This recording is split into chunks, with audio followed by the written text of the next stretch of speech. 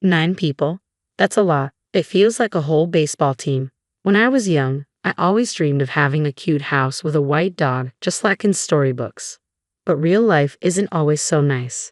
I finally got my own house, but when I came back from work, it was full of people, like a dormitory. I'm not happy about it. My name's Mary, and I'm 32 years old. I work in an office. I've been really focused on my job, but lately all my friends have been getting married one after another. Buying wedding gifts has been expensive. I started feeling like I needed to find someone too, so I started going on dates. Mary, when are you going to give me grandkids? Every time I went home, my dad David would ask this, and it made me really uncomfortable. So, I started visiting less. My mom died when I was young, so I grew up with my dad, my brother, and my grandparents. My brother got married early and lives near our old home. He has 2 daughters, my cute nieces. I already have nieces at my brother's. Isn't that enough? But we always argued about it. Then my dad got in a car accident. When I reached the hospital, he was in bad shape. He passed away quietly while my brother's family and I were there. Dad, I wanted you to meet someone. I had a boyfriend introduced by a friend. He just proposed and we decided to marry. He liked to show off a bit, but he was kind. His name was Richard. Now that both my parents are gone and my brother has his own family, it does feel lonely, doesn't it? I said softly while petting my cat Lucy, just back from the funeral. Mary, you're not alone. You're part of my family now, Richard said, holding my hand gently. He was worried about me and came to check on how I was doing. Let's make a happy home together, I thought. Maybe I could find simple happiness. Little did I know what was coming. Welcome. It's a bit crowded though. I went to Richard's family home for a meeting. Patricia, his mom, was lively and straightforward. I felt a bit nervous walking in, thinking it would just be his parents, but there were lots of people, in-laws, step-grandparents, Richard's brother Charles, his wife Sarah, and their kids Thomas and John. Nice to meet you. That's a big group. The house, built by Richard's dad James, was a bit old and worn, but the family was so welcoming, it calmed my nerves. On the way home in the car, I mentioned how many people there were. Christmas or Thanksgiving must be quite something, I said to Richard, who chuckled in response. It really is crowded. I can't believe they live like this every day. I was genuinely surprised to hear this. Richard's family home was never big, and I thought it was just for gatherings. 8 people in that house, wow, Richard said. Originally, it was just his in-laws and step-grandparents. But then Charles, who couldn't keep a job, moved in with Sarah and their kids without asking. Charles will probably move out once he finds a job, Richard said, laughing. Back then, I thought Richard's family just had some challenges. After we got married, Richard and I, along with our cat Lucy, lived a peaceful life without kids yet. Richard helped around the house, and Lucy liked us. Charles and his family still lived in that crowded house. The walls were covered in children's drawings, and Patricia laughed, saying she stopped trying to clean them long ago. Sarah, Charles's wife, always looked tired. She was older than Charles and close to my age, so we became friends quickly. Hey Sarah, hurry up. Mary, don't just stand there. We're out of beer. Whenever I visited, it felt like Sarah and I were the only ones not sitting down. We were always busy, and I wondered if this was our fate. But the idea of Sarah doing this every day was scary. Sarah worked full-time to make up for Charles, who didn't work much. I was hesitant, but I finally asked, have you thought about leaving him? I've thought about it. It's tough. But we have kids, and he used to be kind, Sarah replied. I couldn't see any good in Charles, but I guess they had their reasons. That's what I thought. Around this time, Richard suggested, how about we build our own house? I was surprised but happy. I've always dreamed of living in a cute house like in storybooks with a white dog in the yard. I had never told anyone, but when I told Richard, he said, that sounds great. We spent our free time visiting model homes, choosing a builder, and a year later, our dream home was ready. We need to keep up with the mortgage, Richard said. Definitely, I replied with a smile. On the first weekend in our new home, Richard's family came over for a housewarming party. Here, Joseph, give them the gift. We're coming in. Oh, what a nice house. Patricia seemed really happy, like it was her own place. I smiled politely. Look, it's a party. Then Joseph handed me 2 cans of beer, like he just bought them. Charles wandered around and found our bedroom, saying, this bed is so comfy. He jumped on it, and the kids joined in, getting excited. Look, there's a cat. They ran around chasing our cat, Lucy. Lucy is friendly, but she's never met so many people at once, so she got scared and hid in the back of the room. Poor Lucy. I looked at Charles and Richard, who were already busy with the party. Mary, Patricia wants appetizers soon. Can I use your kitchen? And sorry about scaring Lucy, Sarah said, feeling bad. Why is someone as nice as her with a guy like that? I care for Sarah like a sister. I'll take care of it, Sarah. You relax, I said, but she still helped with cooking while managing the kids. The step-grandparents were quiet, almost like dolls, not saying much. But they said, "Nice home, right, James?" "Yeah, sorry for the noise," James replied, even though the loud ones were the in-laws. The step-grandparents were the sensible ones in that house. So the odd ones were the in-laws, Charles, and probably my husband Richard too. After that, the in-laws and Charles started coming over almost every weekend. They partied loudly till dawn, and we got complaints from neighbors and even the police. Once Sarah, the step-grandparents, and the kids hadn't visited since the housewarming, but the in-laws put me to work without hesitation. I was really stressed out. Richard also started showing his true colors. Once, when I had a cold and asked him to pick up dinner, he came back with hamburgers. "I can't eat this right now," I said, feeling weak. Instead of getting mad, Richard said, "You need to eat to get better, Mary." What if I had the energy to eat that? I wouldn't have asked for help, I thought to myself. Once, when Richard was sick, I sarcastically asked if he wanted a hamburger. He got upset and said, "No, that's ridiculous." In short, this family was selfish and lacked empathy. They were in for a wake-up call. Enjoy your freedom while you can. You'll get what you deserve, I thought with a wicked smirk. A few days later, I had a business trip planned. "I'm off," I said happily to Richard on the morning of my departure. "Is your trip today?" "Sarah's also away on business," Richard said. "Really? I didn't know." "What a coincidence," I replied. "Mom said they'd be in trouble without someone to take care of the house." Richard laughed mockingly, making me think he was being mean. I was busy during my trip. Days went by quickly, and before I knew it, a lot of time had passed. A big typhoon hit, and I contacted Richard. "We're okay, but the family home had some serious leaks," he said. I understood, thinking about their old house. The day I came back home arrived. As I walked from the bus stop, I heard loud laughter in the neighborhood. "Is someone having a barbecue? It's so loud. The neighbors will complain." "Wait, what?" I was shocked. The noise was definitely coming from my house. As I cautiously opened the door, I found bags in the entrance and graffiti on the walls. I was stunned. "Hey, Mary, welcome back," a drunk Richard said. Frustrated, I went to the living room and found drunk in-laws and Charles while Sarah made food in the kitchen. The step-grandparents were quiet, and the kids were drawing on the walls. There was also a woman I didn't know. Overwhelmed, I tried to stay calm. "What's going on?" I asked Richard. "Didn't I tell you? The family home had leaks, so they're staying here for a while," Richard said. "Who was away?" "The in-laws, Charles and Richard decided, why don't we live here?" Richard proudly suggested. Even with this explanation, I was stunned into silence. "It's okay. We're family. We have extra rooms." "No problem," the in-laws added, smiling. "Don't worry, Mary. The walls got a bit dirty, but it's just kid stuff," Charles said casually. "And who is that woman?" I asked about the woman on the sofa, playing with her phone. "Oh, that's Karen, a friend of me and Sarah," Richard explained. "Yes, that's right," she said with a smile. This girl Karen was kicked out by her parents, and Richard said she could stay. "Thanks in advance," Karen replied, leaving me utterly confused.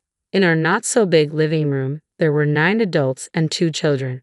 The room was messy, with scribbles on the walls far from the new house look. The family was loud like a dormitory. I couldn't help but lose my temper. "Seriously, 9 people is too many. Are you guys planning to start a baseball team or something?" Then I realized something. "Hey, where's Lucy?" I asked, but no one knew where our cat was. Dad opened the window to smoke, and Thomas said Lucy ran away. Charles looked at him angrily. "What were you thinking?" "I told you to be careful with the windows," I said, nearly in tears. Richard, looking annoyed, said, "It's just a cat. We can get another one. If you're unhappy, we can just get divorced," he said with disdain. "You said divorce?" I asked. "Yes, I did. I might not if you apologize," Richard said confidently. "Oh, really? Well, then, here, write this," I said, slamming down the divorce papers I had prepared. My section was already filled out. I got my bags from my room. Why haven't you written it yet? I'm busy, I said coolly to Richard. They were shocked. Angrily, Patricia said, Richard, divorce her already. We've built the house, so she's useless now. Realizing too late. Richard said, you'll regret it. But I had no regrets. You're the one who'll struggle. Just write the papers, I said, taking them and giving some to Charles. He laughed. When did I marry you? Looking at the filled wife's section, Charles said, Hey, Sarah. This is Sarah, coldly. I'm divorcing you right now, Sarah said firmly. Charles exclaimed, Sarah bites the hand that feeds you, huh, Joseph? He was talking nonsense. From my perspective, Sarah had been treated like a servant in her in-laws' house. Charles took most of her earnings, leaving little for living expenses.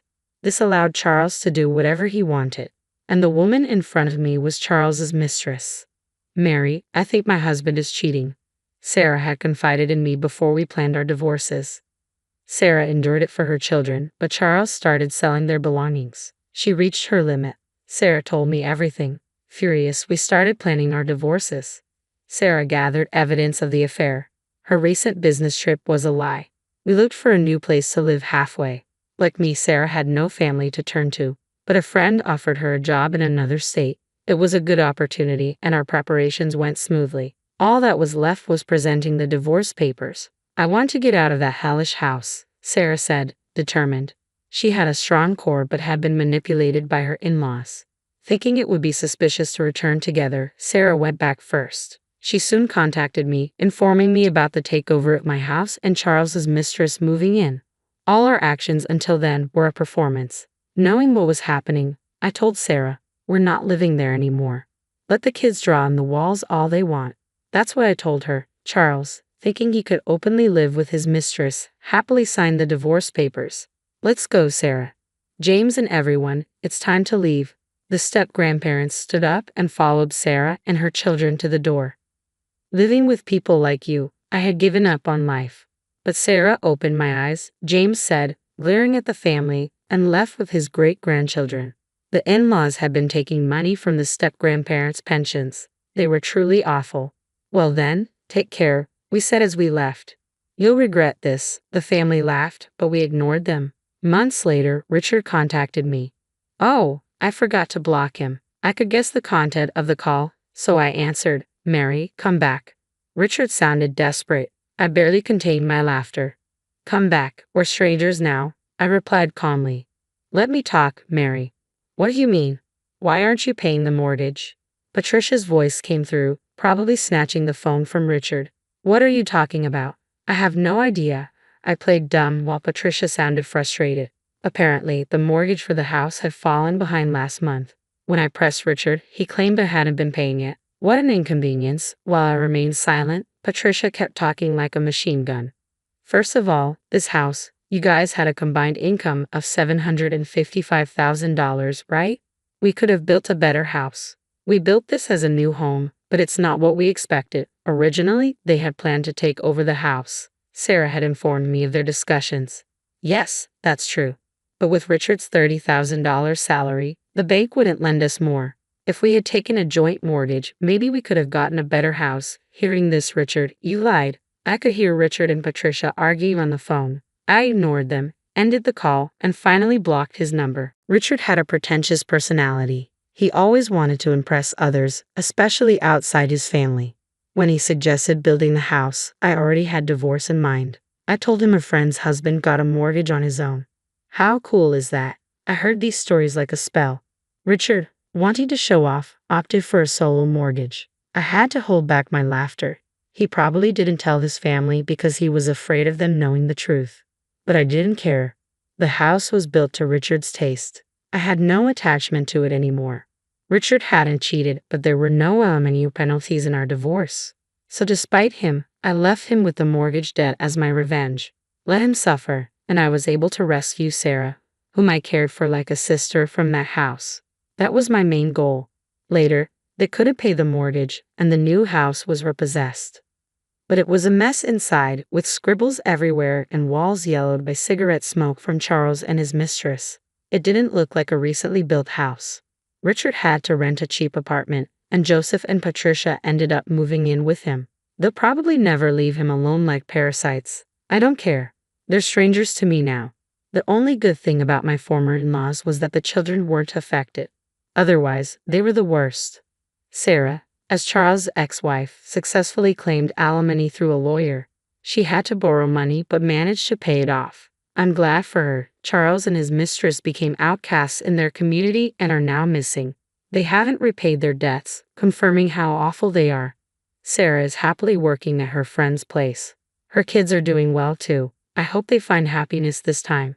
James and Barbara seem brighter now, like a weight has been lifted. They sold the old family home and are enjoying their retirement in a distant place with their savings.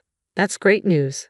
As for me, I've requested a transfer to a local office. I was reunited with Lucy, my cat, thanks to social media. Someone in the neighborhood had found and taken care of her. It's good she's friendly now. I live alone in my late father's house with my brother's approval. I'm saving to build my dream house, and someday I hope to introduce someone special at my father's grave. Today, I'm working hard towards that goal. The dining room table was set for 4, the soft glow of candlelight illuminating the carefully arranged place settings. I took a deep breath, savoring the aroma of the roasted chicken and fresh herbs wafting from the kitchen. This was supposed to be a quiet family dinner, a chance to reconnect after Dane's latest business trip.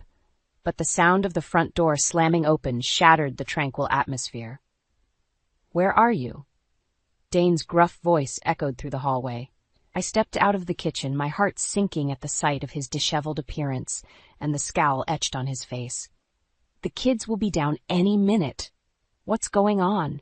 He thrust a manila envelope at me, his eyes cold and unforgiving. "I want a divorce, Alara. It's over." The words hit me like a physical blow, stealing the air from my lungs. Divorce? After 17 years of marriage, countless sacrifices, and 3 beautiful children, he was ready to throw it all away? Dad? Meredith's trembling voice came from the top of the stairs. Dane whirled around, his jaw clenched. "You're coming with me. I'm taking custody." "What? No." I stepped between them, shielding Meredith from his rage. "You can't just waltz in here and demand that." "Watch me," he sneered, towering over me. "You think a judge is going to grant custody to a part-time gallery worker? I'm the breadwinner, the one with the means to provide for her."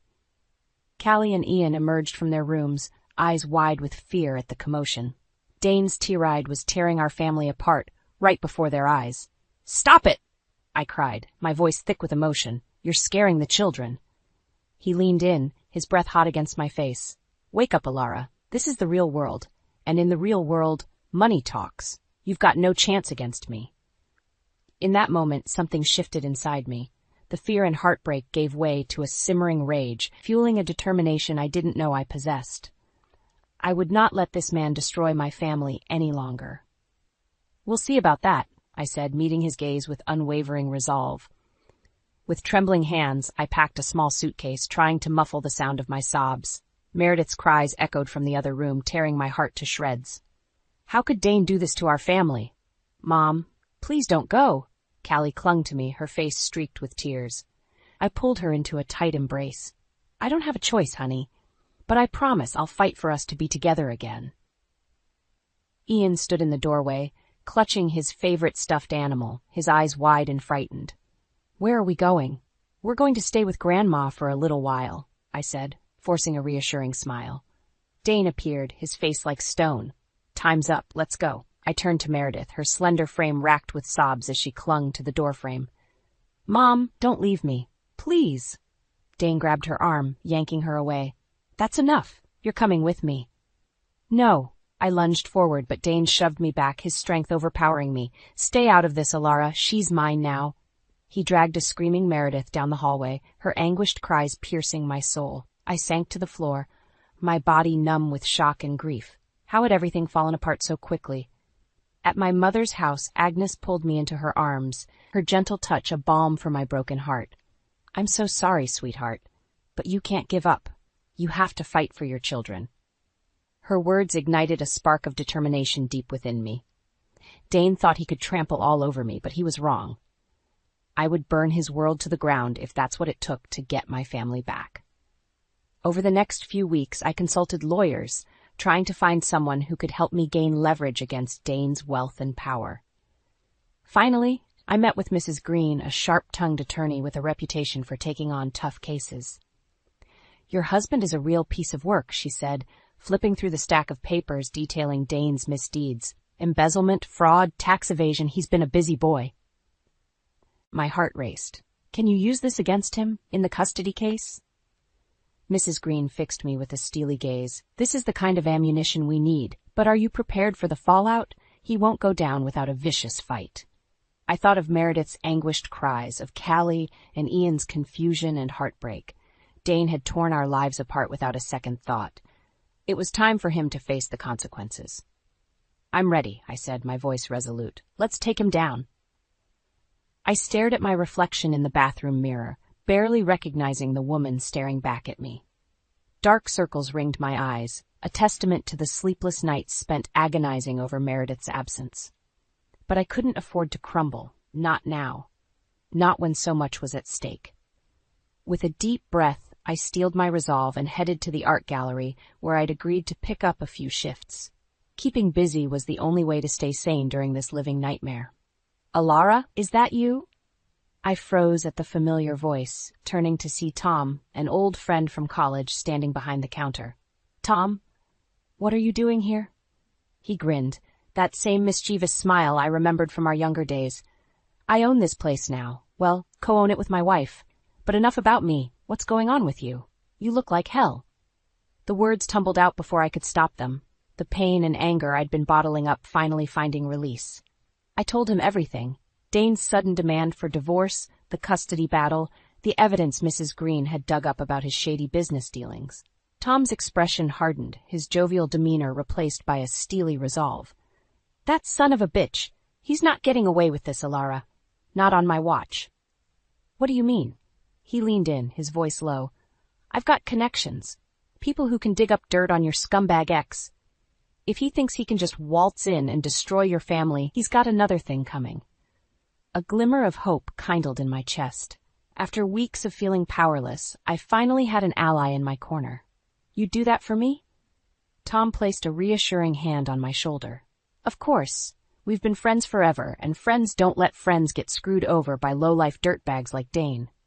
Over the next few days, Tom's network of informants went to work, uncovering a trail of evidence that painted a damning picture of Dane's business practices. Embezzlement, tax evasion, even whispers of an affair, it seemed there was no depth to which he wouldn't sink. Each new revelation was like a dagger to my heart, but it also fueled my determination to bring him down. This man, who had once sworn to love and cherish me, had become a stranger, a monster willing to sacrifice everything for his own greed and ego. "We've got him," Tom said, sliding a thick manila envelope across the table. "Everything we need to bury that bastard in court." I flipped through the documents, my hands trembling. Photos of Dane with another woman, bank statements detailing his financial crimes. It was all there, laid out in black and white. "Thank you," I whispered, my voice thick with emotion. "I don't know how I'll ever repay you." Tom's expression softened. "Just promise me one thing. When this is all over, you'll find a way to be happy again. You and those kids deserve a fresh start, away from that toxic son of a bitch." I nodded, determination burning in my chest like a wildfire. "Don't worry. By the time I'm through with Dane, he'll be the one begging for mercy." The envelope felt like a lead weight in my hands as I approached Dane's house. My heart pounded in my chest, a mix of anxiety and anticipation coursing through my veins. This was it, the moment I'd been waiting for, the chance to expose Dane's deceit and fight for my family. The door swung open, and there he stood, his expression a mask of arrogance. "Alara, what a surprise! We need to talk." I brushed past him, entering the house that had once been my home, now a cold and unfamiliar place. "What's this about?" Dane crossed his arms, his tone laced with impatience. I took a deep breath, steadying my nerves. "I know what you've been up to, Dane. The embezzlement, the affairs, all of it." His eyes widened, but he quickly regained his composure, letting out a derisive laugh. "You're delusional. You have no proof." With trembling hands, I opened the envelope, spreading the damning evidence across the coffee table. Bank statements, photographs, everything Tom had uncovered. Dane's face drained of color as he stared at the incriminating documents. "Where did you get these?" "That's not important." I met his gaze, my voice unwavering. What's important is that I have everything I need to take you down in court. You're not going to win this custody battle, Dane. Not after the judge sees what a lying, cheating scumbag you really are. His nostrils flared, his hands clenching into fists. You think this is a game, Alara? You have no idea what you're up against. Don't threaten me. I took a step closer, my anger rising like a tidal wave. You're the one who threw our family away like it was nothing. You're the one who broke Meredith's heart and made our children cry. And now you're going to pay the price. Dane's jaw tightened, his eyes burning with fury. This isn't over. Not by a long shot. As he stormed out of the room, I allowed myself a small smile of satisfaction. The mighty Dane Moore was finally starting to crack, and I was the one holding the hammer. Later that night, as I tucked Callie and Ian into bed at my mother's house, I felt a sense of peace wash over me. For the first time in weeks, I didn't have to hide the truth from my children or put on a brave face. Mom? Callie's voice was soft, her eyes wide with concern. Are you and Dad getting a divorce? I took her hand, giving it a gentle squeeze. Yes, honey, but it's for the best. I promise. Your dad, he's done some things that have hurt our family, things that can't be forgiven. Ian crawled into my lap, his small arms wrapping around my neck. Are we going to be okay? I pressed a kiss to the top of his head, my heart swelling with love for these two incredible kids. Of course we are. We have each other, and that's all that matters. No matter what happens, I'll always be here for you both. Always. As they drifted off to sleep, I allowed a few tears to spill down my cheeks. This battle had taken an immense emotional toll, but seeing the way my children looked at me, with trust, with love, made every sacrifice worth it. Dane might have money and power, but he would never have what truly mattered, a family who loved him unconditionally. And in the end, that would be his downfall. Mrs. Green's office was a sleek, modern space, but the weight of the upcoming custody battle hung heavy in the air. I sank into the chair across from her desk, my hands trembling slightly as I clutched the thick file containing the evidence against Dane. You look nervous, she observed, her piercing gaze missing nothing. I forced a tight smile. Can you blame me? This is everything. My whole future with my kids hangs in the balance. Which is why we need to be prepared for anything. Mrs. Green rifled through the documents, her brow furrowing. Your husband is a real piece of work. The affairs, the financial crimes, he's left quite the paper trail. So you think we have a strong case? She fixed me with a pointed look. I think we have the ammunition to bury him. But Dane isn't going to go down without a vicious fight. He's got money, connections, he'll throw everything he has at trying to discredit you. My stomach twisted into knots at the thought. After everything Dane had put me through, I couldn't bear the idea of losing my children, too. What do I need to do? I leaned forward, my voice laced with determination. I'll do whatever it takes. Mrs. Green's expression softened ever so slightly. Stay strong. Don't let him rattle you, no matter what underhanded tactics he tries. The truth is on our side. We just need to make sure the judge sees it that way. A few days later, Dane and I met for a mediated discussion, our respective lawyers in tow. As I entered the room, my breath caught in my throat at the sight of Meredith sitting beside her father, her eyes hollow and haunted. The ache in my heart was physical. Alara. Dane greeted me with a cold sneer. I see you've brought your pitbull of an attorney, ready to admit defeat. Before I could respond, Mrs. Green stepped forward, her presence commanding. I'd watch my tone if I were you, Mr. Moore. We have more than enough evidence to expose your illicit activities. Dane's face flushed crimson, his hands clenching into fists. You lying. Dad, stop! Meredith's voice cracked like a whip, cutting through the tension. Just stop. We all fell silent, stunned by her outburst. Meredith had always been the quiet, reserved one. To see her stand up to her father like that was shocking. Dane turned on her, his eyes flashing with rage. How dare you speak to me that way? I'm your father, and you'll show me some respect. Respect? Meredith's laugh was bitter, devoid of humor. Why should I respect someone who tore our family apart, who made my little brother and sister cry, who cheated on Mom and treated her like garbage? Her words hit Dane like a physical blow, and for a moment the mask of arrogance slipped, revealing the ugly truth beneath. A man consumed by greed and ego, someone who valued power over his own family. As we left the mediation, Mrs. Green pulled me aside, her expression grim. "He's unraveling. Dane knows his actions are indefensible, and it's making him sloppy, reckless." I glanced over at Meredith, still trembling from her confrontation with her father. "Did you see the way she stood up to him? My little girl is finally seeing him for who he truly is." A sad smile tugged at Mrs. Green's lips. "Then let's make sure her bravery wasn't in vain. It's time to take this bastard down once and for all." The courtroom was packed, the air thick with tension as Dane and I took our seats on opposite sides of the aisle. I could feel his glare boring into me, but I refused to meet his gaze, focusing instead on the 3 empty chairs where my children should be sitting. "All rise for the Honorable Judge Reynolds." As the judge entered, my heart hammered in my chest. This was it, the moment that would decide the fate of my family. I glanced over at Mrs. Green, who gave me the slightest of nods, a silent reassurance that we were ready. The proceedings began with Dane's lawyer painting a picture of him as a dedicated father and successful businessman, someone who could provide lavishly for his children. I fought the urge to scoff out loud. Finally, it was our turn to present our case.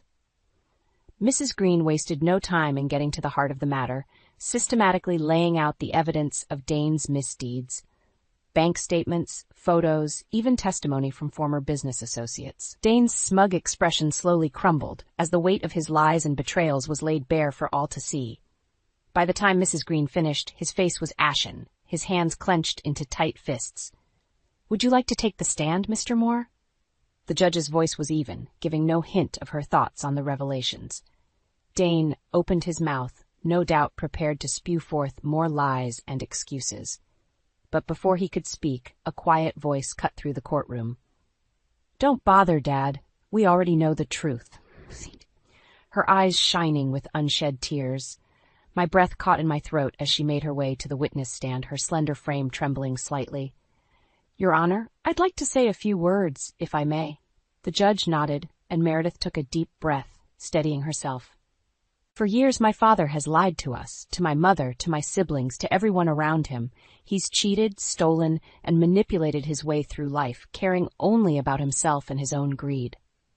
Her voice wavered, but she pressed on, her gaze finding mine across the courtroom. "But my mom? She's the strongest person I know. She's the one who held our family together while Dad was off doing God knows what. She's the one who dried our tears and made us feel safe, even when everything was falling apart around us." Tears streamed down Meredith's face, but her words were laced with a strength and resilience that made my heart swell with pride. If anyone deserves to have us in their lives, it's her. Not the man who treated us like afterthoughts, who saw us as possessions to be won or lost.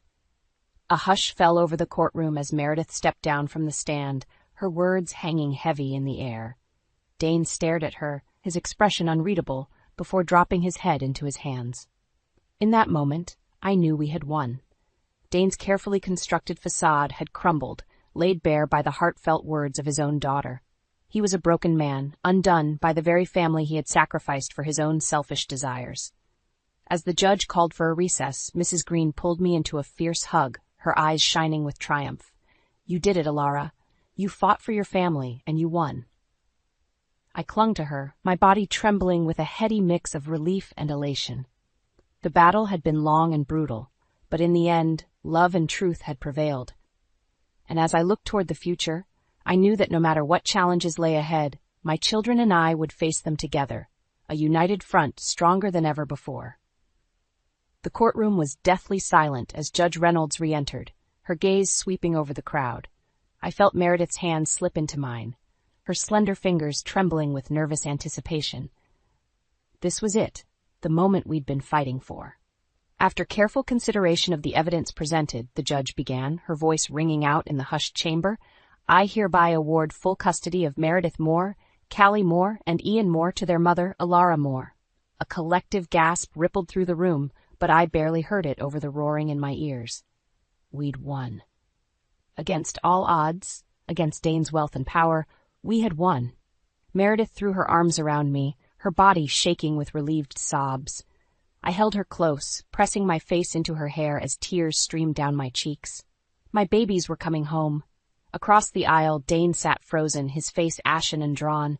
As our eyes met, something flickered in his gaze, a glimmer of shame, of regret, before the shutters slammed closed once more. "This is an outrage!" His lawyer leapt to his feet, his voice booming through the courtroom. "You can't possibly think this woman is fit to raise those children."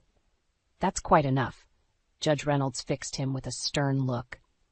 Mr. Moore's actions, his infidelity, his financial crimes, his utter disregard for his family have made it abundantly clear that he is not only unfit to retain custody, but a detriment to his children's well-being.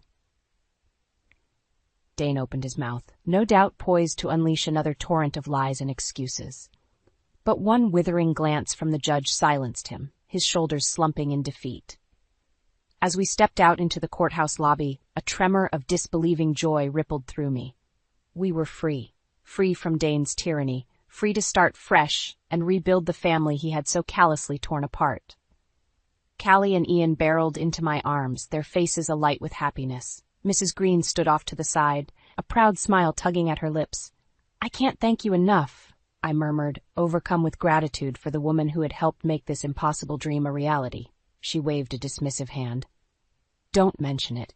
Seeing that pompous ass taken down a few pegs was thanks enough." A commotion at the entrance drew our attention, and we turned to see Dane emerging, his immaculate suit rumpled and his tie askew. A cluster of reporters swarmed him, shouting questions and snapping photos as he tried in vain to shield his face. "Mr. Moore, is it true you embezzled millions from your company? Care to comment on the allegations of infidelity? How does it feel to lose everything, your job, your money, your family?" Dane froze, his eyes finding mine through the chaos. For a fleeting moment the mask slipped, revealing the broken man beneath. A man who had sacrificed everything for greed and now had nothing left. As the reporters closed in, their flashing cameras blinding him, Dane did the only thing he could. He turned and ran, disappearing into the crowd like a disgraced phantom. I watched him go, a strange sense of pity mingling with my vindication.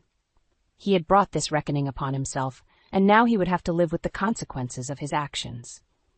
But as I looked at my children, their faces aglow with joy and relief, I knew that his punishment paled in comparison to the reward that awaited us, a fresh start, free from the shackles of his toxic influence. A new chapter was beginning, one written in love, resilience, and the unbreakable bonds of family. And this time, I held the pen. The warm summer breeze carried the scent of freshly mown grass as I watched Callie and Ian chase each other across the backyard, their laughter ringing out in the peaceful afternoon. A contented smile tugged at my lips. This was the life I had fought so hard for, the simple moments of joy that Dane's toxicity had nearly stolen from us. "Mom?" Meredith appeared in the doorway, her expression pensive. "Can we talk for a minute?" "Of course, sweetie." I patted the spot beside me on the porch swing, and she sank down onto the weathered wood with a sigh. For a long moment she was silent, her gaze trained on the horizon as if weighing her words carefully. Finally she spoke, her voice little more than a whisper. "Do you ever wonder what might have happened if things had been different? If Dad hadn't—" She trailed off, but the unspoken words hung heavy in the air. If he hadn't lied, if he hadn't cheated, if he hadn't torn our family apart with his greed and selfishness. I reached out, taking her hand in mine and giving it a gentle squeeze. "Meredith, what your father did was unforgivable. He hurt us in ways that can never be undone, but dwelling on the past, on what might have been, will only breed more pain and resentment." Tears glistened in her eyes, and for a moment I saw the frightened little girl who had watched her world crumble before her. "I know he's a terrible person. I know he didn't deserve us, but I can't help missing the man he used to be, you know? Before all of this happened." My heart ached for her, for the innocence she had lost far too soon. Pulling her into my embrace, I stroked her hair, remembering all the nights I had rocked her to sleep as a baby. "It's okay to mourn the person he once was, sweetie. What your father became. That's on him, not you. You did nothing wrong." Meredith nodded, sniffling softly as she clung to me. In that moment, I felt a profound sense of gratitude. Gratitude for her resilience, for her unwavering strength throughout this entire ordeal. "I'm so proud of you, you know that?" I murmured, pressing a kiss to the top of her head. You stood up to him when it mattered most, even when it was hard. You helped me fight for our family. A watery smile curved her lips. We're a team, right? The four of us against the world. Always. As Callie and Ian bounded up the porch steps, sweaty and breathless from their games, I pulled them all close, reveling in the warmth and love that radiated from my little tribe. We had been through hell and back, but we had emerged on the other side, battered but unbroken. Later that night, as I tucked them into bed, I couldn't help but reflect on the long, arduous journey that had led us here. The lies, the betrayal, the agonizing custody battle, it had all been a crucible, testing the bounds of our love and resilience.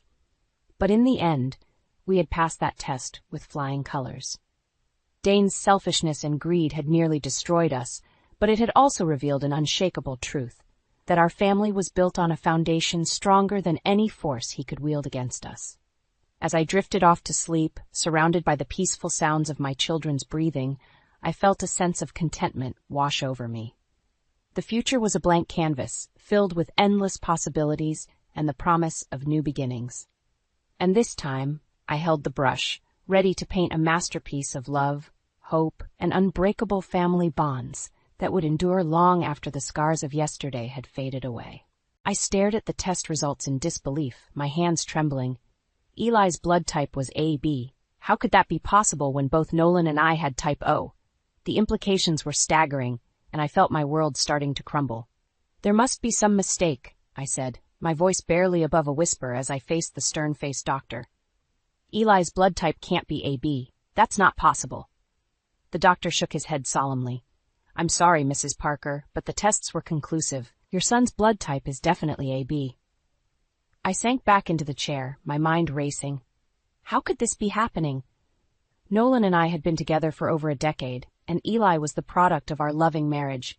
Yet this medical anomaly threatened to shatter everything I thought I knew. Just then, the door burst open, and Nolan stormed in, his face twisted with rage. What the hell is going on, Jenna? He demanded, his eyes narrowing. The nurse said Eli's in the ICU and that his blood type is AB? I steeled myself, knowing I had to be honest, even if it meant facing Nolan's wrath. Yes, that's right. The test results are conclusive. Eli's blood type is AB, which is impossible given our own blood types. Nolan's face turned beet red, and he slammed his fist against the wall, making me flinch. Impossible? The only thing impossible here is that Eli is my son. You've been unfaithful, haven't you, Jenna? What? No, Nolan. That's not true. I protested, my heart racing. I would never do that to you or to Eli. You have to believe me. He let out a harsh laugh, shaking his head. Believe you? How can I, when the evidence is right in front of us? Eli's not my son, which means you've been lying to me all this time. Tears welled up in my eyes as I reached out to him, desperately trying to make him understand. Nolan, please, you have to listen to me. I would never cheat on you. Eli is your son. I swear it. There must be some other explanation for this. But Nolan was having none of it. He backed away, his face contorted with a mixture of hurt and anger. Save it, Jenna. I've heard enough. I'm going to get a DNA test, and then we'll see who the real father is. And if Eli's not mine, well, let's just say you better start planning your future without us. With that, he stormed out, leaving me shattered and alone, my world turned upside down. I had to find a way to prove my innocence and save my family, no matter what it took. As I sat there, the weight of the situation pressing down on me, I knew one thing for certain. My life would never be the same again. The tension between Nolan and me had been simmering for years, but I never imagined it would boil over in such a devastating way. As I sat in the hospital, my mind raced, trying to make sense of the chaos that had erupted. Nolan's accusation of infidelity stung like a slap in the face. After all we'd been through together, how could he so easily dismiss my loyalty and faithfulness? But I knew his outburst was fueled by more than just the revelation about Eli's blood type. I thought back to the early days of our marriage, when Nolan's overbearing mother, Marge, had made my life a living hell. She was never satisfied, always finding fault with everything I did. No matter how hard I tried to please her, it was never enough. Marge had passed away a year ago, but her lingering influence still seemed to haunt our relationship. Nolan had always been quick to side with his mother, even when she was clearly in the wrong. It was as if he couldn't see past her manipulations. and I often felt like an outsider in my own home. Now, with Eli's unexpected blood type, Nolan had found the perfect excuse to turn on me. I knew I had to fight back, to prove my innocence and protect my son. I decided to seek legal counsel, determined to navigate this treacherous situation with a clear head and a solid strategy. As I waited in the attorney's office, I couldn't help but reflect on the numerous times Nolan had threatened to take Eli away from me. "If you ever step out of line, Jenna, I'll make sure you never see that boy again," he'd growl, his eyes dark with menace. The thought of losing Eli was my greatest fear, and I knew I had to do whatever it took to keep him safe. When the attorney finally arrived, I laid out the entire situation, leaving no detail untouched. She listened intently, her brow furrowed in concentration. "This is a very serious situation, Mrs. Parker," she said, her voice grave. "With Eli's blood type not matching either of yours and your husband's volatile reaction, we're looking at a custody battle that could get ugly." I swallowed hard, steeling myself for the fight ahead. I'm prepared to do whatever it takes to protect my son and prove my innocence. Nolan's accusations are completely unfounded, and I won't let him take Eli away from me. The attorney nodded, a glimmer of respect in her eyes. "Good. We'll need to start gathering evidence, including your medical records and any documentation that could shed light on Nolan's family history. If there's a discrepancy there, it could be the key to unraveling this entire mess." I felt a surge of determination. I'm ready. Let's do this. As I left the attorney's office, I knew that the battle lines had been drawn. Nolan's threats and Marge's lingering influence had only fueled my resolve. I would fight tooth and nail to keep my family together, no matter the cost. The drive home from the attorney's office was filled with a sense of urgency and determination. I knew that time was of the essence if I wanted to clear my name and keep Eli safe from Nolan's threats. As soon as I walked through the door, I headed straight to my home office, determined to start gathering the evidence I would need to build my case. I started by pulling up Eli's medical records, scrutinizing every detail, searching for any clues that could help explain the mysterious blood type discrepancy. But as I pored over the documents, I hit a wall. There was nothing out of the ordinary, no obvious explanations to be found. Frustrated, I decided to turn my attention to Nolan's family history, hoping that might shed some light on the situation. I began scouring through old family photos and documents, piecing together the puzzle of Nolan's past. It was then that I stumbled upon a curious letter, hidden away in the back of a desk drawer. The envelope was addressed to Nolan, but it had never been opened. My heart racing, I carefully tore it open, my eyes scanning the contents. What I read made my blood run cold. The letter was from Nolan's estranged aunt, Clara, and it contained a bombshell revelation. Nolan had been adopted as a child after being found abandoned. The details were sparse, but the implications were staggering. I quickly dialed Clara's number, my hands trembling. When she answered, I wasted no time in getting to the heart of the matter. "Clara, it's Jenna. I need to talk to you about Nolan. I found your letter, and I need to know the truth about his adoption." There was a long pause on the other end of the line, and I could almost feel Clara's hesitation. "Jenna, I knew this day would come," she finally said, her voice heavy with regret. "Nolan's adoption was always a closely guarded family secret. Marge made sure of that." I gripped the phone tighter, my heart pounding. "Then it's true? Nolan was adopted?" "Yes, it's true," Clara confirmed, her words laced with sadness. "Nolan was found abandoned as a baby, and my brother and sister-in-law Marge adopted him. They never told him the truth, and Marge made sure no one else in the family ever breathed a word of it." I felt a wave of nausea wash over me.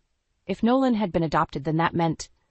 Oh my God, Clara, Eli's blood type. It all makes sense now. "I'm so sorry, Jenna," Clara said, her voice barely above a whisper. "This is a terrible situation. I didn't know how to tell Nolan the truth, and now it's come to this." I took a deep, steadying breath, my mind racing with the implications of this revelation. "Clara, I need your help. I have to prove my innocence, and Nolan's adoption is the key. Will you testify to what you know?" There was a long pause, and then Clara's voice filled with resolve. "Yes, Jenna. I'll do whatever it takes to help you and Eli. This family has kept this secret for too long, and it's time the truth came out." As I hung up the phone, a glimmer of hope began to take root. With Clara's testimony and the evidence I'd gathered, I might just have a chance of proving my innocence and protecting my family. But the road ahead would be anything but easy. The drive to Clara's house was filled with a mixture of anticipation and dread. I knew that the information she possessed could be the key to unraveling this entire mess, but I also feared the fallout that might come from the truth being revealed. As I pulled into her driveway, I steeled myself, determined to get the answers I needed, no matter how difficult they might be. When Clara opened the door, the sadness in her eyes was palpable. "Thank you for coming, Jenna," she said, ushering me inside. "I know this isn't going to be easy, but I'm glad you reached out."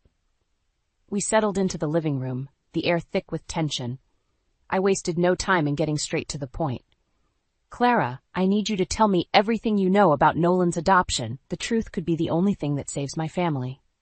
She nodded solemnly, taking a deep breath before speaking. "It all started with my brother, Nolan's adoptive father. He and Marge had been trying for years to have a child, but it just never happened. Then one day, they found a baby abandoned in a park. That baby was Nolan." I felt a lump forming in my throat as Clara continued. "Marge was over the moon, of course. She saw it as a miracle, a second chance. But she was also terrified that the truth would come out, that Nolan would someday discover he was adopted." "So they kept it a secret?" I asked, my voice barely above a whisper. "Yes," Clara replied, her eyes filled with regret. "Marge made sure no one in the family ever breathed a word of it. She was convinced that if Nolan found out, he would be devastated and that it would ruin his life." I shook my head, the pieces of the puzzle finally falling into place. But that's why Eli's blood type is AB, isn't it? Nolan's not his real father." Clara nodded solemnly. "I'm afraid so, Jenna. Nolan's true blood type is AB, which is why Eli's doesn't match yours or Nolan's. The secret has been buried for so long, and now it's threatening to tear your family apart." I felt a surge of anger, mixed with a deep sense of betrayal. All this time, Nolan has been accusing me of infidelity, when the truth is he's not even Eli's biological father. I clenched my fists, my eyes narrowing. "And Marge, she must have known. She's been tormenting me all these years, hasn't she?" Clara nodded solemnly. "I'm afraid so, Jenna. Marge was ruthless in her determination to keep this secret hidden. She saw you as a threat to her perfect little family, and she did everything she could to make your life miserable." I felt a wave of nausea wash over me, the gravity of the situation finally sinking in. This is unbelievable. Nolan has to know the truth. He deserves to know who he really is. Clara's eyes widened with alarm. "Jenna, I'm not sure that's a good idea. Nolan has always been unstable, and this revelation could push him over the edge. You need to be careful." I shook my head resolutely. "I don't care, Clara. I have to tell him. The truth is the only thing that can set us free from this nightmare." With that, I rose to my feet, determined to confront Nolan and finally put an end to his baseless accusations. I knew it wouldn't be easy, but I was willing to risk it all to protect my family and reclaim my own integrity. As I drove back home, my mind raced with the implications of what Clara had revealed. Nolan's true blood type, his secret adoption, it was all too much to process. But I knew I had to act quickly if I wanted to protect Eli and clear my name. I pulled into the driveway, steeling myself for the confrontation that was to come. Nolan was waiting for me, his eyes narrowed with suspicion. "Where have you been, Jenna?" he demanded, his voice dripping with accusation.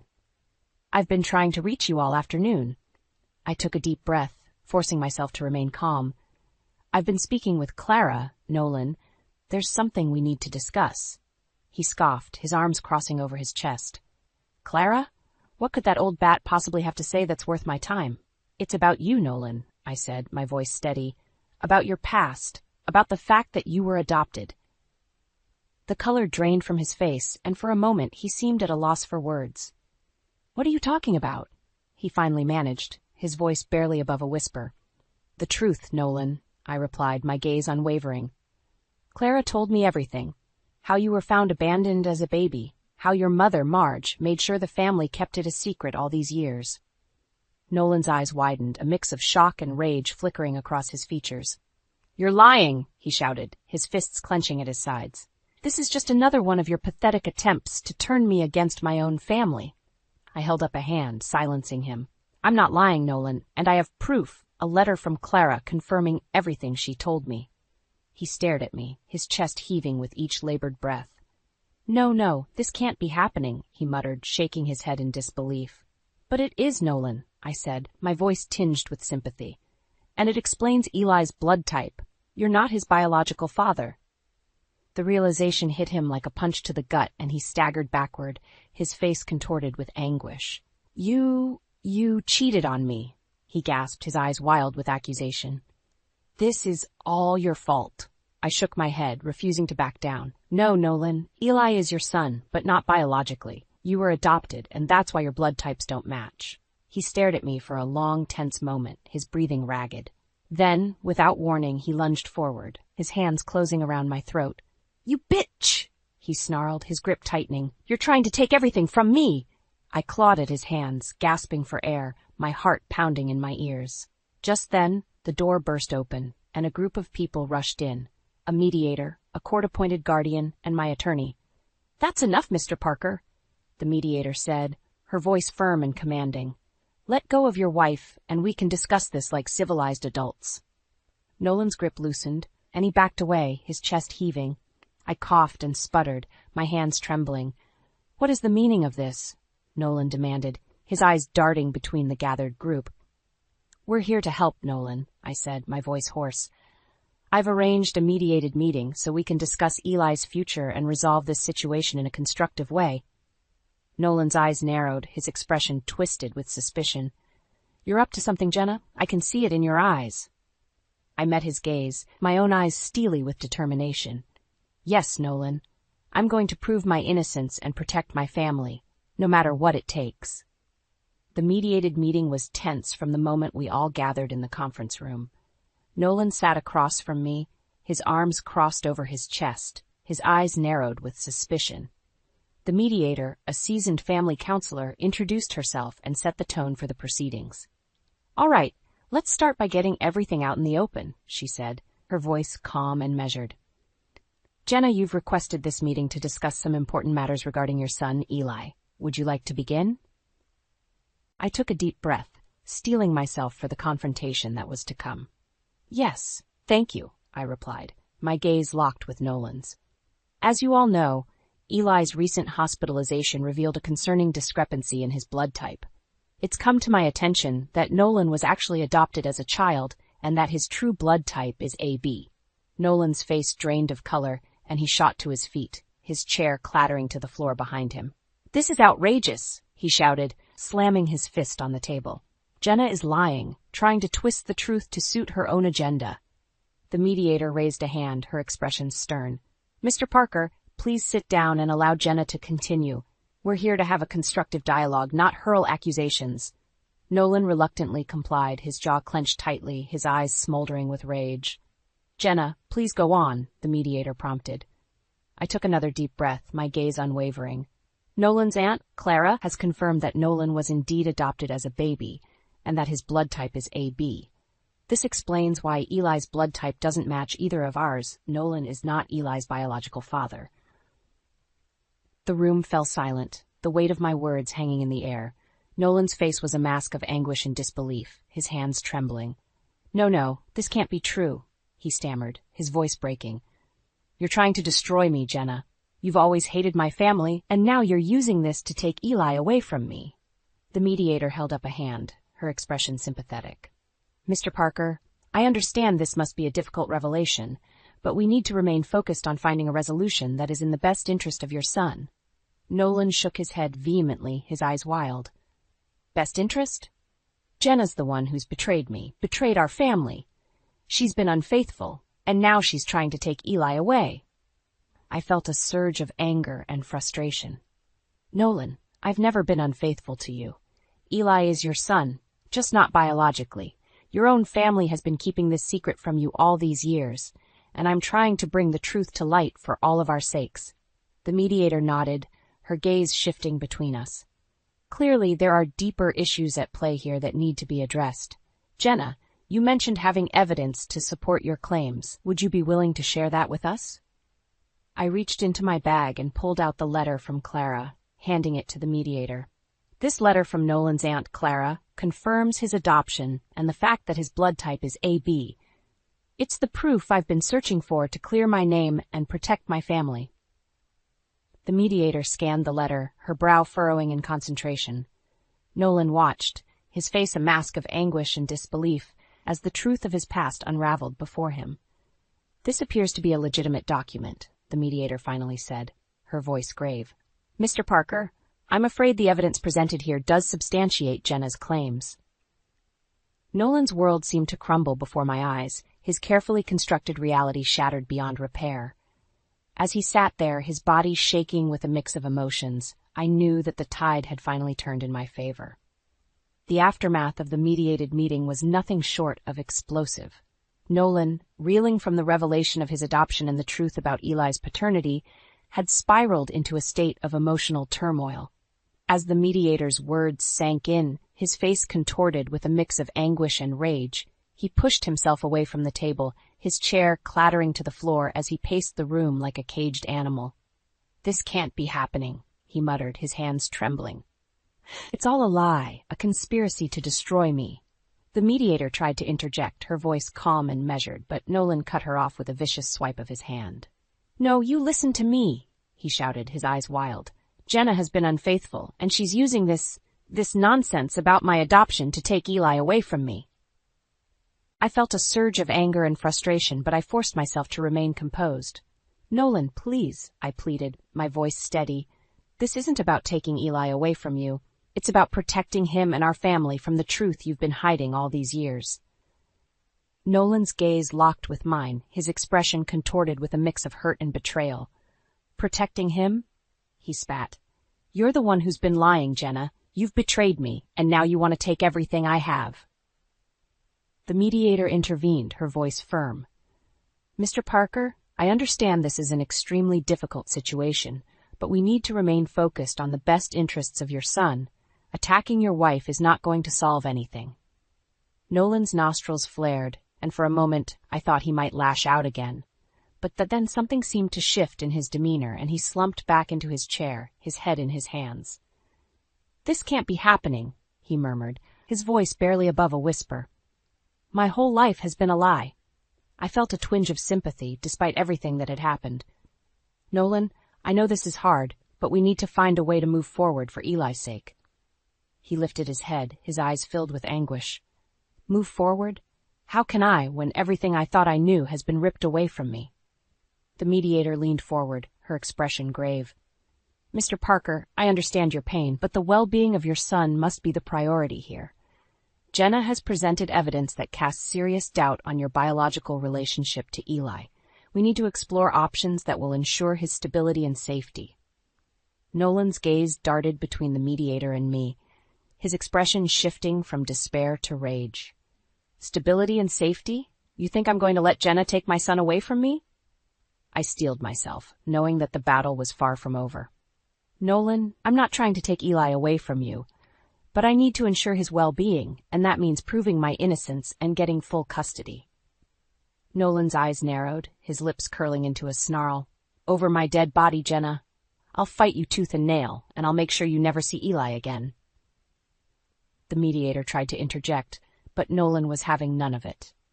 He pushed himself up from the table, his chair clattering to the floor once more. "This is not over," he growled, his gaze fixed on me. "I'll destroy you, Jenna, and I'll take everything you hold dear." With that, he stormed out of the room, leaving me trembling with a mix of fear and determination. I knew that the war had only just begun. The aftermath of the mediated meeting was nothing short of chaos. Nolan's emotional unraveling had shaken me to the core, and I knew that the legal battle ahead would be an uphill climb.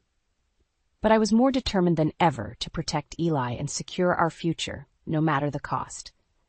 In the days that followed, I filed for divorce in full custody of Eli, presenting the overwhelming evidence that had been uncovered. Nolan's erratic behavior and threats only served to bolster my case, and the court ruled firmly in my favor. As the judge delivered the verdict, I felt a weight lift from my shoulders. Eli would be safe, and Nolan's control over our lives had been shattered. The settlement was substantial, a testament to the emotional distress and defamation I had endured. With my newfound financial freedom, I was able to leave our old life behind and start anew. I found a cozy little house not too far from Eli's school and set about creating a peaceful, nurturing environment for him. My family and friends rallied around us, offering their unwavering support and love. Eli, bless his heart, had weathered the storm with remarkable resilience. He seemed to sense the change in the air, the newfound sense of security and stability that enveloped us. Gone were the tense, uneasy silences that had once permeated our home, replaced by the sound of Eli's laughter and the gentle hum of our daily routines. As for Nolan, he had become a shadow of his former self. Stripped of his business and his financial resources, he struggled to find his footing. Attempts to reconcile with Eli were met with fierce resistance, and Jenna's pleas for visitation rights were repeatedly denied. I couldn't help but feel a pang of sympathy for the man I had once loved, but any trace of that emotion was quickly drowned out by the memories of his cruelty and the trauma he had inflicted. He had chosen his path, and now he had to live with the consequences. In the weeks that followed, Eli and I began to heal, finding solace in the simple joys of our new life. We would spend lazy afternoons in the park, Eli's laughter ringing out as he chased after butterflies. At night, we would curl up on the couch, sharing stories and dreams, our bond growing stronger with each passing day. Slowly but surely, the wounds of the past began to mend, and a sense of hope and possibility took root in my heart. I knew that the road ahead would not be an easy one, but with Eli by my side and the support of my loved ones, I felt an unwavering determination to build a future filled with love, security, and the promise of a fresh start. As I tucked Eli into bed one night, his eyes sparkling with contentment, I couldn't help but smile. We had weathered the storm, and we had emerged stronger for it. Whatever challenges lay ahead, I knew that we would face them together, united in our resilience and our unwavering love. I stared at Delia's newborn cradled in her arms, an overwhelming sense of disbelief washing over me. My eyes darted between the tiny bundle and the man standing beside her. Greg, my husband of 7 years. "What's going on?" I choked out, unable to process the sight before me. Delia, my supposed best friend since college, looked up at me with an expression I didn't recognize. "Leela, I should have told you sooner," she began, her voice laced with guilt. "Greg and I, we're together. This is our child." The words hit me like a ton of bricks, stealing my breath away. My mind raced back to our carefree days at university, when Delia and I were inseparable. We'd shared every secret, every triumph and heartbreak. How could she betray me like this? Greg shifted uncomfortably, refusing to meet my gaze. "Lila, I'm sorry. It just happened." "It just happened," I echoed, fury rapidly replacing the initial shock. "You've been sleeping with my best friend behind my back, and that's all you have to say?" Delia flinched, clutching the baby closer. "We never meant to hurt you, Lila. Things just got complicated." Complicated didn't begin to cover it. My marriage, my friendships, my entire world, all crumbling before my eyes. I thought back to the past year, Greg's frequent business trips and late nights at the office. The signs were there, but I'd been too blind to see them. "How long has this been going on?" I demanded, my voice trembling with rage. Greg sighed heavily. "About a year.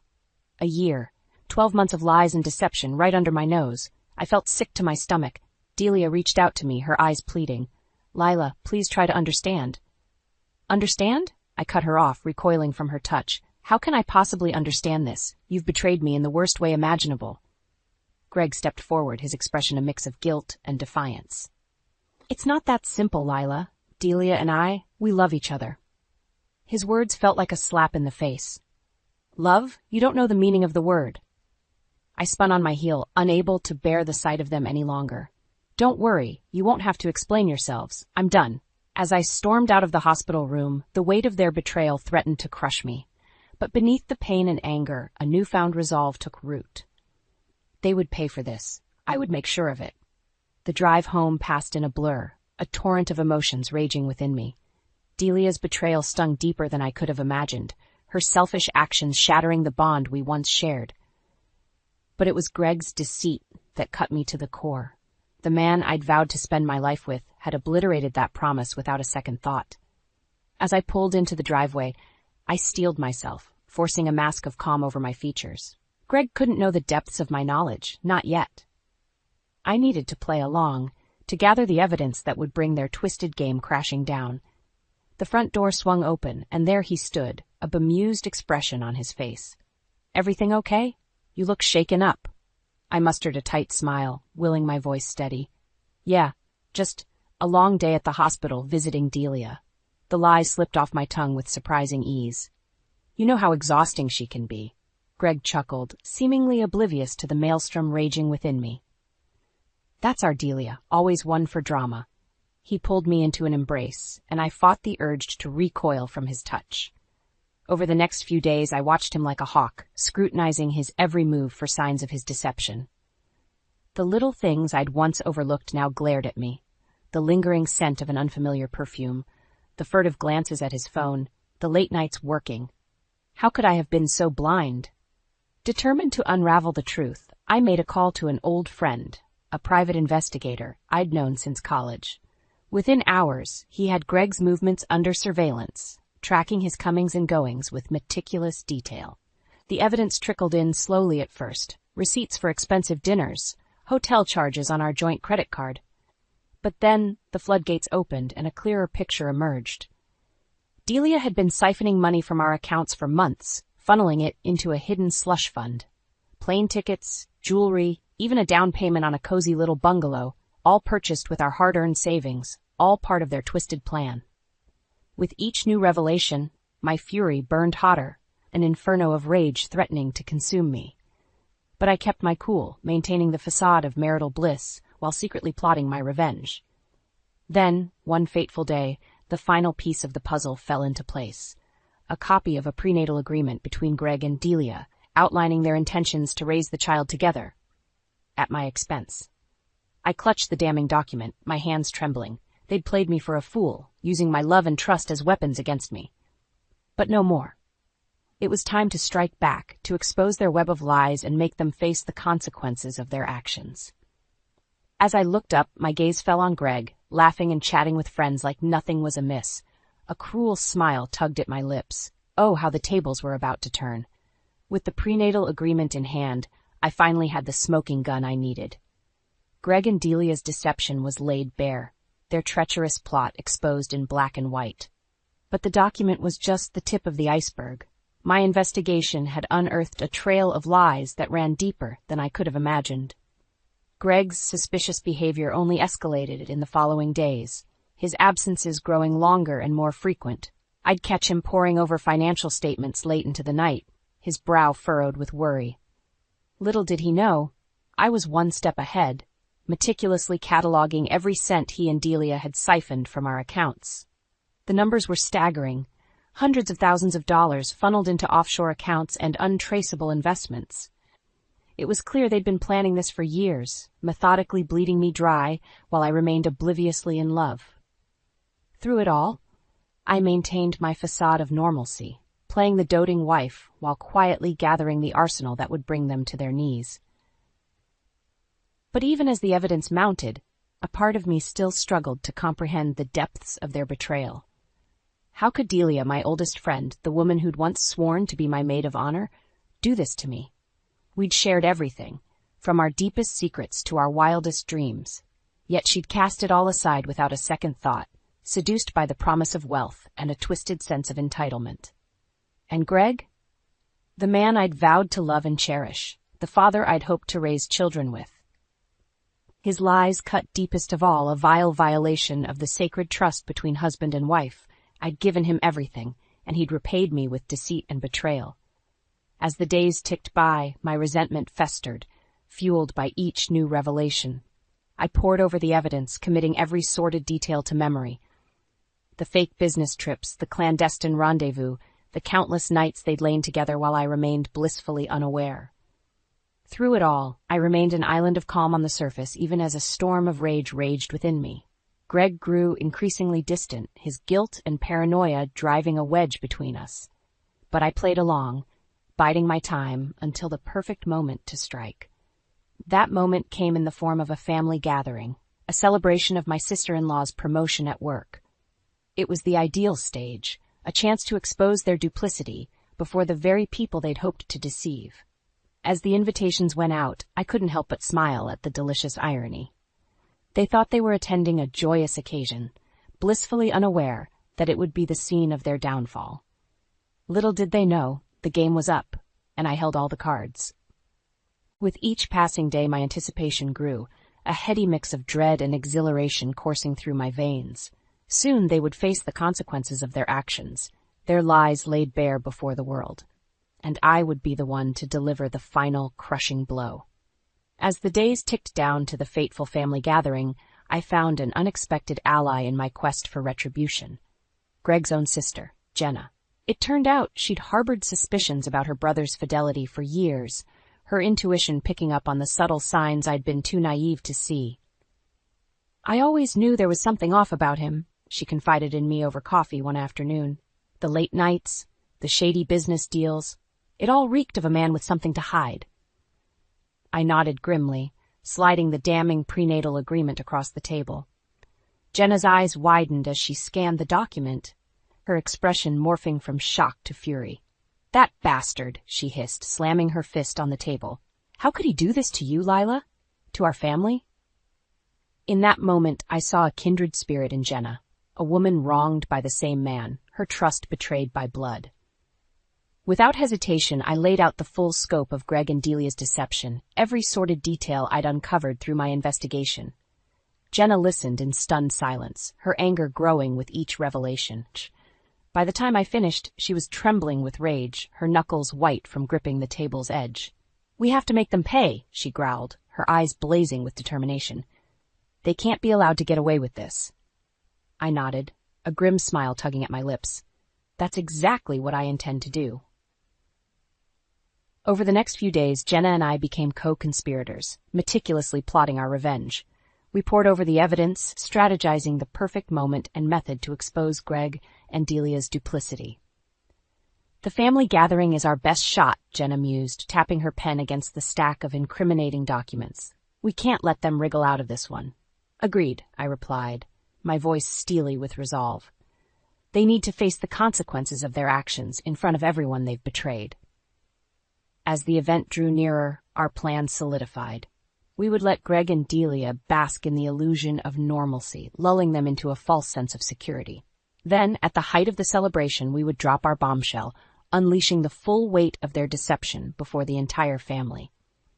"They'll have nowhere to run," Jenna murmured, a predatory glint in her eye. "No more lies, no more secrets, just the ugly truth laid bare for all to see." With each passing day, my anticipation grew, fueled by the knowledge that retribution was finally within reach. Greg and Delia had made a grave mistake in underestimating me, and their arrogance would be their undoing. As the hours ticked down, I found myself dwelling on Delia's betrayal, the sting of her deceit cutting deeper than I could have imagined. We'd been more than friends.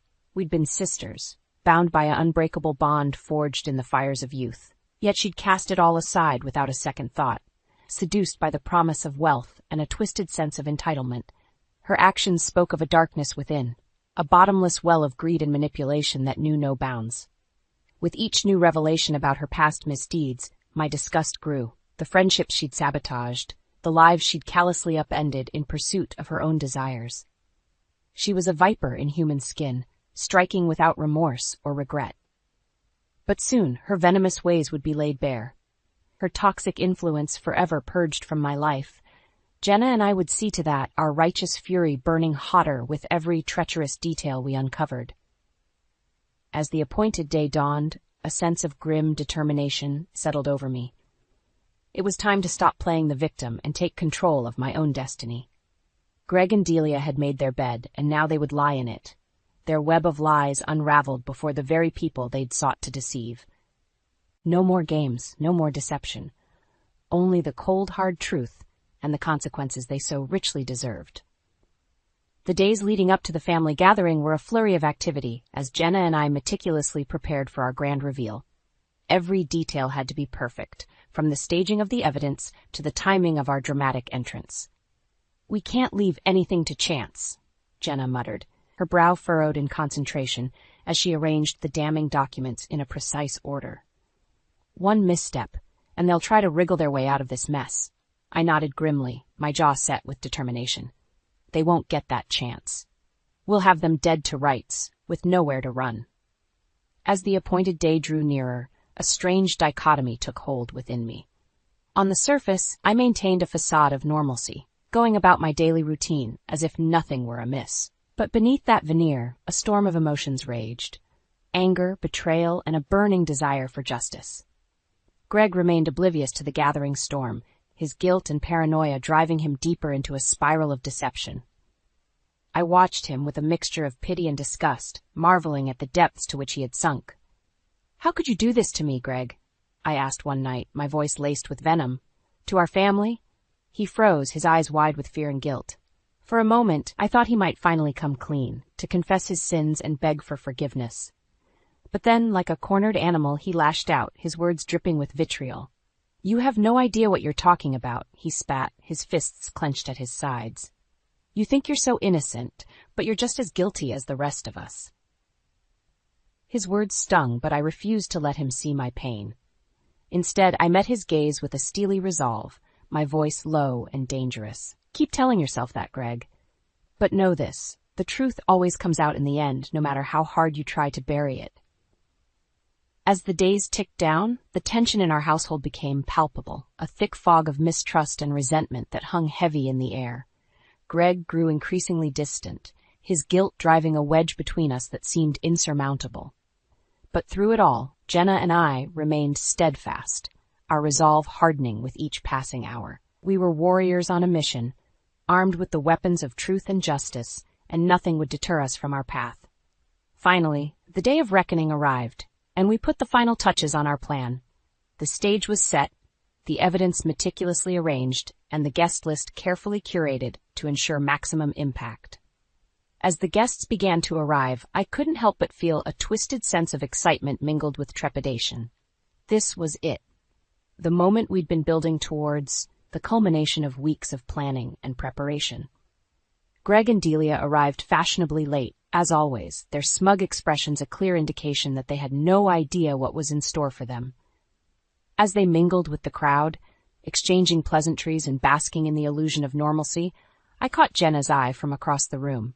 She gave me a subtle nod, her expression grim and determined. It was time.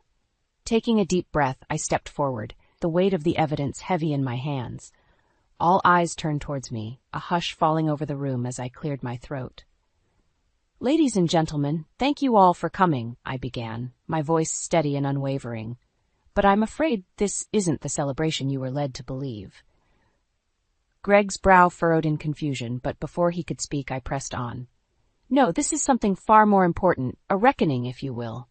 This is a chance to shed light on the lies and deception that have been festering in our midst for far too long." Jenna stepped forward, her expression steely as she brandished the stack of documents. "Greg and Delia, you have been caught red-handed," she announced, her voice ringing out in the stunned silence. "Your betrayal, your greed, your utter disregard for the people who loved you. It all ends here today."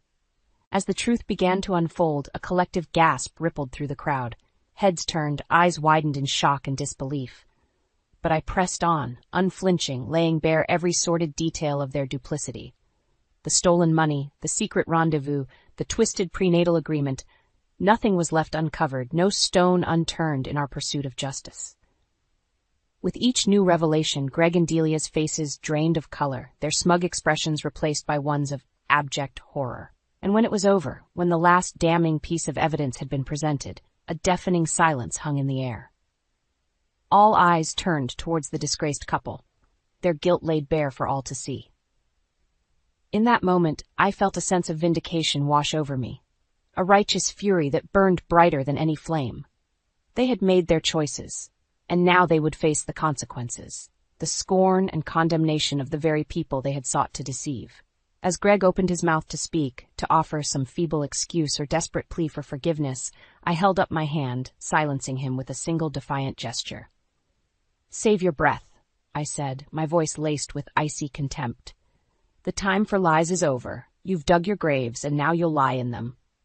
With that, I turned on my heel and walked away, leaving them to face the music they had so richly earned. The game was over, the battle won, and justice, at long last, had been served. The moment the truth spilled forth, a hush descended over the room, the weight of Greg and Delia's betrayal hanging heavy in the air.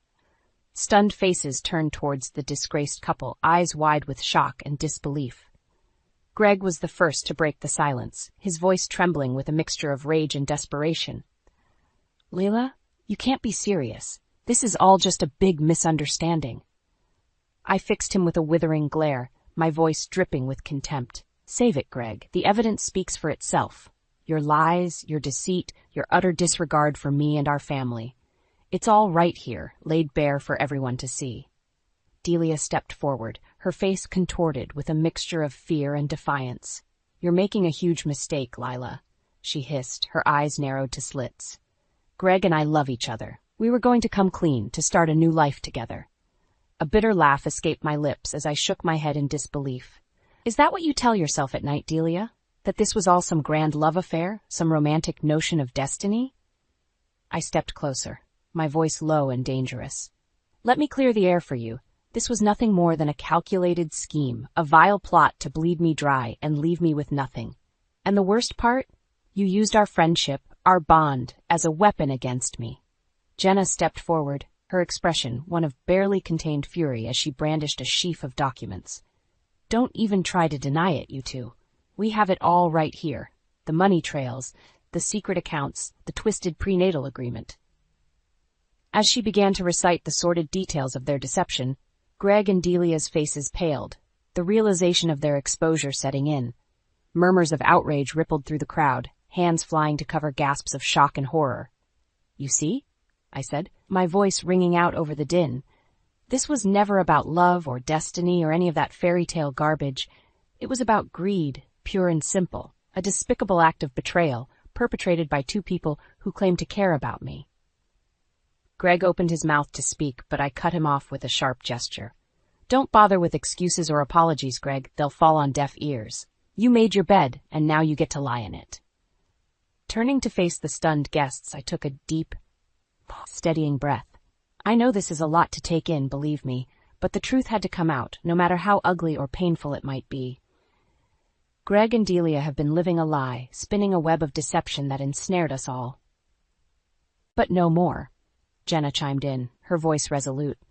"Their games end here, their lies exposed for all to see. It's time for them to face the consequences of their actions." As the weight of our words sank in, a palpable shift occurred in the room.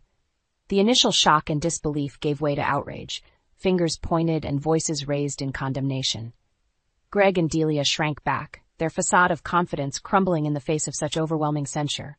But just when I thought their humiliation was complete, one final twist emerged, a revelation that not even I could have anticipated. "You know, Lila," Delia said, her voice laced with a newfound bravado, "you're only seeing part of the picture here." My brow furrowed as I regarded her warily. "What are you talking about?" A cruel smile twisted her lips as she beckoned Greg closer. "Go on, darling. Tell them the real reason you got involved with me in the first place." Greg hesitated, his eyes darting around the room, before finally letting out a defeated sigh. "The truth is, Delia never really loved me. This was all just a long con, a way for her to get her hands on our money." A collective gasp rippled through the crowd as the full weight of his words sank in. Delia, emboldened by Greg's confession, tossed her head back and laughed, a cold, mocking sound that sent chills down my spine. "That's right," she crowed, her eyes glittering with malice. "Greg was just a means to an end, a useful idiot to be bled dry until there was nothing left. And once I had what I wanted, I was going to leave his sorry ass in the dust." The room erupted in a cacophony of outrage, voices raised in a clamor of fury and condemnation, but through it all, Delia remained unrepentant, her expression one of smug satisfaction. As for Greg, he simply hung his head in shame, the full weight of his betrayal and stupidity crashing down upon him. In that moment, I felt a fleeting pang of pity for the man I had once loved, a weak, pathetic creature who had allowed himself to be so thoroughly manipulated and deceived. But that pity was quickly overshadowed by a sense of grim vindication. Delia's true nature had been laid bare for all to see, her veneer of charm and innocence stripped away to reveal the cold, calculating monster beneath. As the chaos swirled around us, I caught Jenna's eye, a silent understanding passing between us. Our mission had been accomplished, and then some. Not only had we exposed Greg and Delia's lies, but we had uncovered an even deeper layer of depravity. With a small nod, we turned and walked away, leaving the disgraced pair to face the music they had so richly earned. The battle was won, the truth laid bare, and in the end, justice had prevailed. In the aftermath of the explosive revelation, a deafening silence descended over the room, broken only by the occasional murmur of disbelief or outraged whisper. All eyes were fixed on Greg and Delia, the once smug couple reduced to cowering, disgraced shells of their former selves. I stepped forward, my voice ringing out loud and clear. Well, there you have it, folks, the truth in all its ugly glory. Greg and Delia, the lying, cheating, manipulative scum who thought they could play us all for fools. Delia opened her mouth, no doubt to spew forth another torrent of excuses or justifications, but I silenced her with a sharp gesture. Save your breath, Delia. Your words are as hollow and meaningless as your supposed love for Greg. You've been exposed for the vile, greedy snake that you truly are. Greg flinched as if struck, his face a mask of shame and regret. Lila, please. I never meant for any of this to happen. I was just lost. Weak. Delia took advantage of me, preyed on my vulnerabilities. A bitter laugh escaped my lips as I shook my head in disgust. Don't even try to play the victim card, Greg. You made your choices, and now you get to live with the consequences. Turning to face the stunned guests, I took a deep breath, steadying myself for what was to come. Friends, family, I know this is a lot to take in. Believe me, I understand the shock, the outrage, the sense of betrayal you're all feeling right now. But this is the reality we face. 2 people we trusted, 2 people we loved, have revealed themselves to be nothing more than manipulative, selfish liars. A murmur of agreement rippled through the crowd, punctuated by nods and muttered curses directed at the disgraced pair. And now, it falls to us to decide what comes next. Do we forgive them, turn a blind eye to their transgressions, and allow them to slink back into our lives, our trust forever shattered? Or do we stand tall, united in our resolve to see justice done? I paused, letting the weight of my words sink in before continuing. As for me, the choice is clear. Greg, you are no longer my husband, not in any way that matters. Our marriage, our vows, our entire life together, it was all built on a foundation of lies and deception, and I will not abide by that any longer. Greg opened his mouth to protest, but I silenced him with a withering glare. No, Greg, you don't get to speak, not anymore. Your words have lost all meaning, all power over me. From this day forward, I am severing all ties with you, legal, financial, emotional. You are dead to me, a ghost from a past I'm ready to leave behind. Turning to Delia, I felt a fresh wave of fury wash over me, my voice trembling with barely contained rage. And you vile manipulative serpent, you wormed your way into my life, exploited my trust and friendship for your own twisted gain. You are the embodiment of everything I despise, greed, selfishness, utter disregard for the harm you cause others. Delia recoiled as if struck, her eyes wide with fear and indignation, but I pressed on, undeterred. Mark my words, Delia, I will see you pay for what you've done. Every cent you've stolen, every life you've ruined in your quest for wealth and power, it will all come crashing down around you. The legal system may be blind, but I will make sure it sees the truth, the full extent of your depravity. A hush fell over the room as the gravity of my words sank in. Greg and Delia stood frozen, their faces pale and drawn, the weight of their sins finally bearing down upon them. So you see, there is no forgiveness here, no second chances. You've made your beds, and now you get to lie in them, surrounded by the wreckage of your lies and betrayals. With a final, contemptuous glance at the disgraced pair, I turned and walked away, my head held high. The battle was over, the war won. And in the end, justice would be served, no matter the cost. The fallout from the grand revelation was swift and uncompromising. Within days, the divorce papers had been filed, my lawyers moving with ruthless efficiency to extricate me from the cesspool of lies that had been my marriage to Greg. He won't know what hit him, my attorney assured me, a predatory glint in her eye as she outlined the legal onslaught we had planned. We're going to bleed him dry, just like he and that snake Delia tried to do to you. I nodded, my jaw set with grim determination. Good. I want him ruined, financially, socially, in every way imaginable. He doesn't get to walk away from this unscathed. True to her word, my legal team went for the jugular, meticulously documenting every cent Greg and Delia had siphoned from our accounts, every asset they'd acquired through their web of deceit.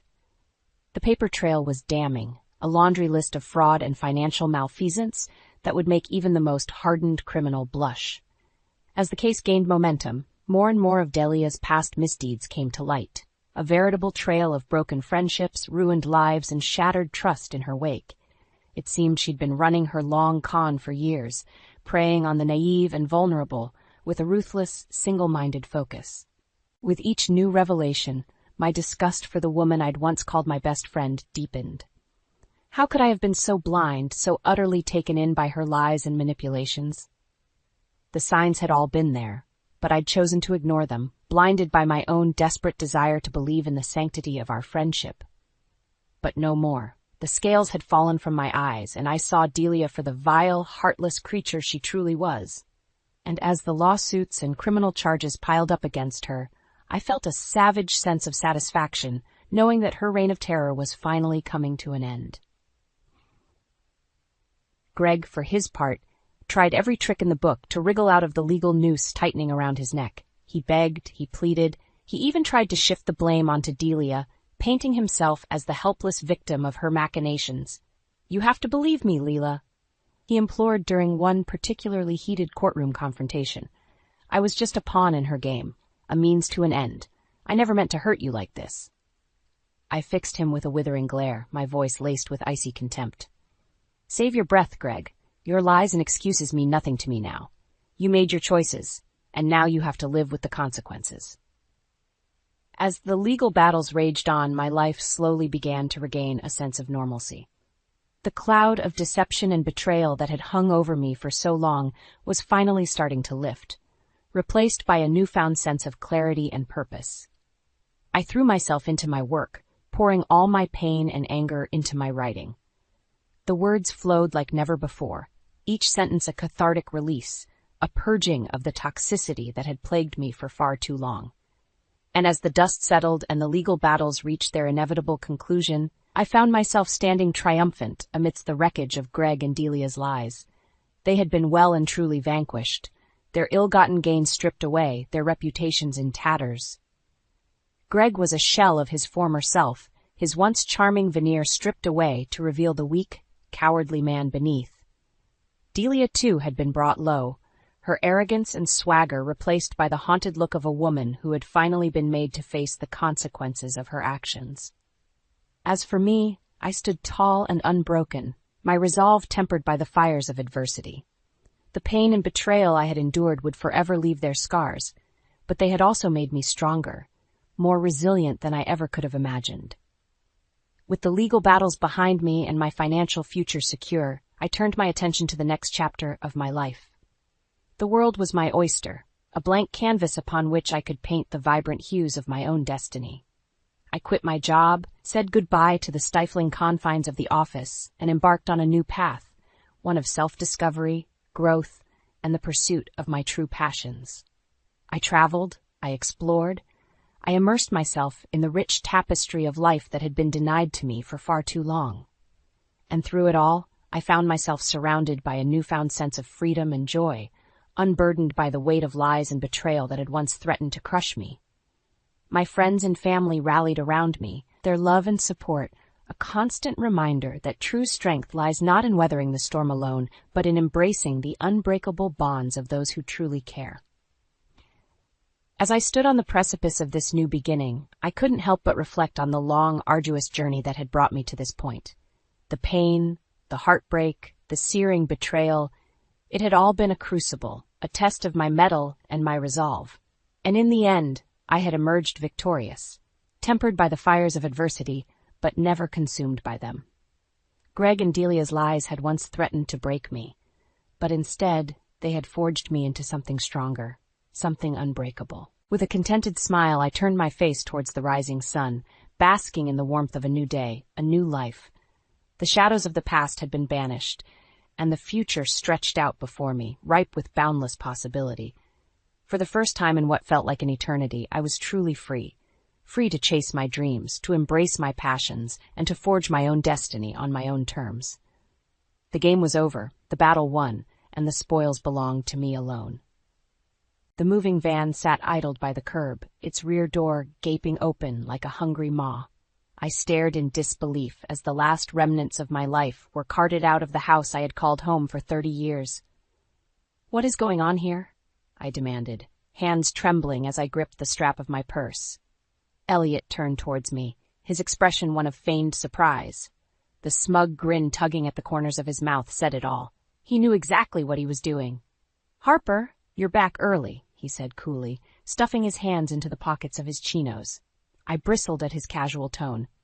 "Don't Harper me. What have you done?" Before he could respond, a lilting voice cut through the tension. "There you are, Elliot, darling." A statuesque blonde in a ridiculously short sundress slinked up beside him, looping her arm through his. My stomach twisted into a knot as her identity became clear. Marla, Elliot's mistress from the office, the one he had sworn was ancient history. I should have known better than to trust his lies. You sold our home?" I choked out the words, praying this was some cruel joke. "After everything we've been through together?" Elliot opened his mouth, but I barreled on, anger and hurt swelling within me. "The sacrifices I made when your business failed, caring for your awful mother when she fell ill, pouring my life into this house, into our marriage." I was nearly shouting now, hot tears streaking my cheeks. Marla wrapped her arms around Elliot in a sickening display of possession. "Don't get hysterical, Harper. It's just business." Just business. After 30 years of partnership, of struggling and persevering side by side, he was tossing me aside like a used rag. For her. I rounded on Elliot, squaring my shoulders. "You lying, cheating snake, you're willing to destroy everything we built together for this?" Elliot avoided my gaze, the muscles in his jaw twitching. He knew he had been caught red-handed in his web of deceit. The seconds ticked by in silence, the only sound the sudden clatter as the movers heaved the last of our belongings into the van. It was really happening. The man I had loved and trusted above all else had betrayed me in the cruelest way imaginable. Marla sneered at me over Elliot's shoulder. "Time to move on, Harper. This is our new beginning." Their smugness was more than I could bear. Squaring my shoulders, I jutted my chin defiantly at the pair. "You want a new beginning? Fine, but mark my words, this isn't over." Turning on my heel, I stalked away from the home I had poured my heart and soul into, leaving the shattered remains of my marriage behind. The game was on. Elliot and his mistress had started a war, and I would be damned if I went down without a fight. I barely slept that night, that the image of Elliot smugly carrying on with his mistress scorched into my mind. How could the man I had loved, the father of my children, be so callous and cruel? My anger simmered as I paced the guest room of Alex's apartment, the temporary living situation doing nothing to soften the sting of Elliot's betrayal. I had given that man everything, my unwavering support through hard times, my love and loyalty for 3 decades. And this was how he repaid me? The shrill ring of my cell phone sliced through the tense silence. Jenna's name flashed across the screen. "Mom?" Her voice wobbled with unshed tears. "Is it true what Alex told me? Dad left you for some young thing?" My chest tightened. Having to explain this nightmare to my children was almost worse than living through it myself. They had always looked up to their father, despite his litany of shortcomings over the years. "I'm so sorry, honey. Your father and we're getting divorced." I cringed at how matter-of-fact the words sounded, like I was reporting groceries rather than the imminent dissolution of my marriage. Angry silence crackled down the line. When Jenna spoke again, her tone was low and uncompromising.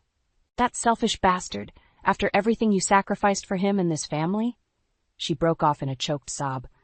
"Mom, I'm coming over. We're going to get through this together." "Thank you, sweetie," I murmured, feeling a surge of pride at my daughter's fierce loyalty. At least I could count on my children, despite their father's despicable actions. A few hours later, Jenna burst into the apartment, red-faced and bristling. Alex sat slouched on the sofa, his expression one of carefully restrained rage. "That low-life piece of scum," Jenna spat, flinging herself into the armchair beside me, Throwing away 30 years of marriage for a cheap fling? Unfreaking believable. Jenna, Alex warned in a low voice. No, Alex, I won't stay quiet. He humiliated Mom in the worst way. She wheeled towards me, eyes blazing. Please tell me you're taking him for every last penny. I studied my daughter's fierce protectiveness and loyalty, my heart swelling despite the misery of my circumstances. This was the family I cared about, the ones who had my back no matter what. Squaring my shoulders, I returned Jenna's determined stare. You're damn right I am. If that rat bastard Elliot thinks he can just discard me and our marriage, he has another thing coming. My gaze slid towards Alex, who gave a somber nod of agreement. A muscle twitched in his clenched jaw. We're with you every step of the way, Mom. Just let us know whatever you need. In that moment, I felt a surge of resolve. Elliot and his mistress had detonated a bomb that shattered my life into pieces, but if he thought I would go down without a fight, he was gravely mistaken. It was time to show my soon-to-be ex-husband exactly why hell hath no fury like a woman scorned. Squaring my shoulders, I looked my children in the eyes. Here's what we're going to do. The divorce proceedings were uglier than I could have imagined. Elliot fought me tooth and nail, contesting everything from asset division to alimony. His smug arrogance in the courtroom made my blood boil.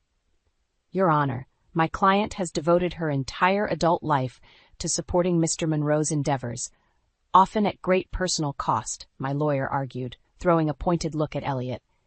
She put her career on hold to raise their children, manage the household, and provide emotional support through failed business ventures. She is more than entitled to an equitable share of the marital assets. Elliot's eyes narrowed into serpentine slits. That condescending sneer I knew all too well twisted his lips.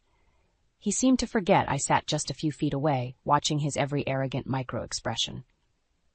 With all due respect, his lawyer oozed, Mr. Monroe's recent financial windfall stems from the prudent sale of the marital home he purchased prior to the marriage.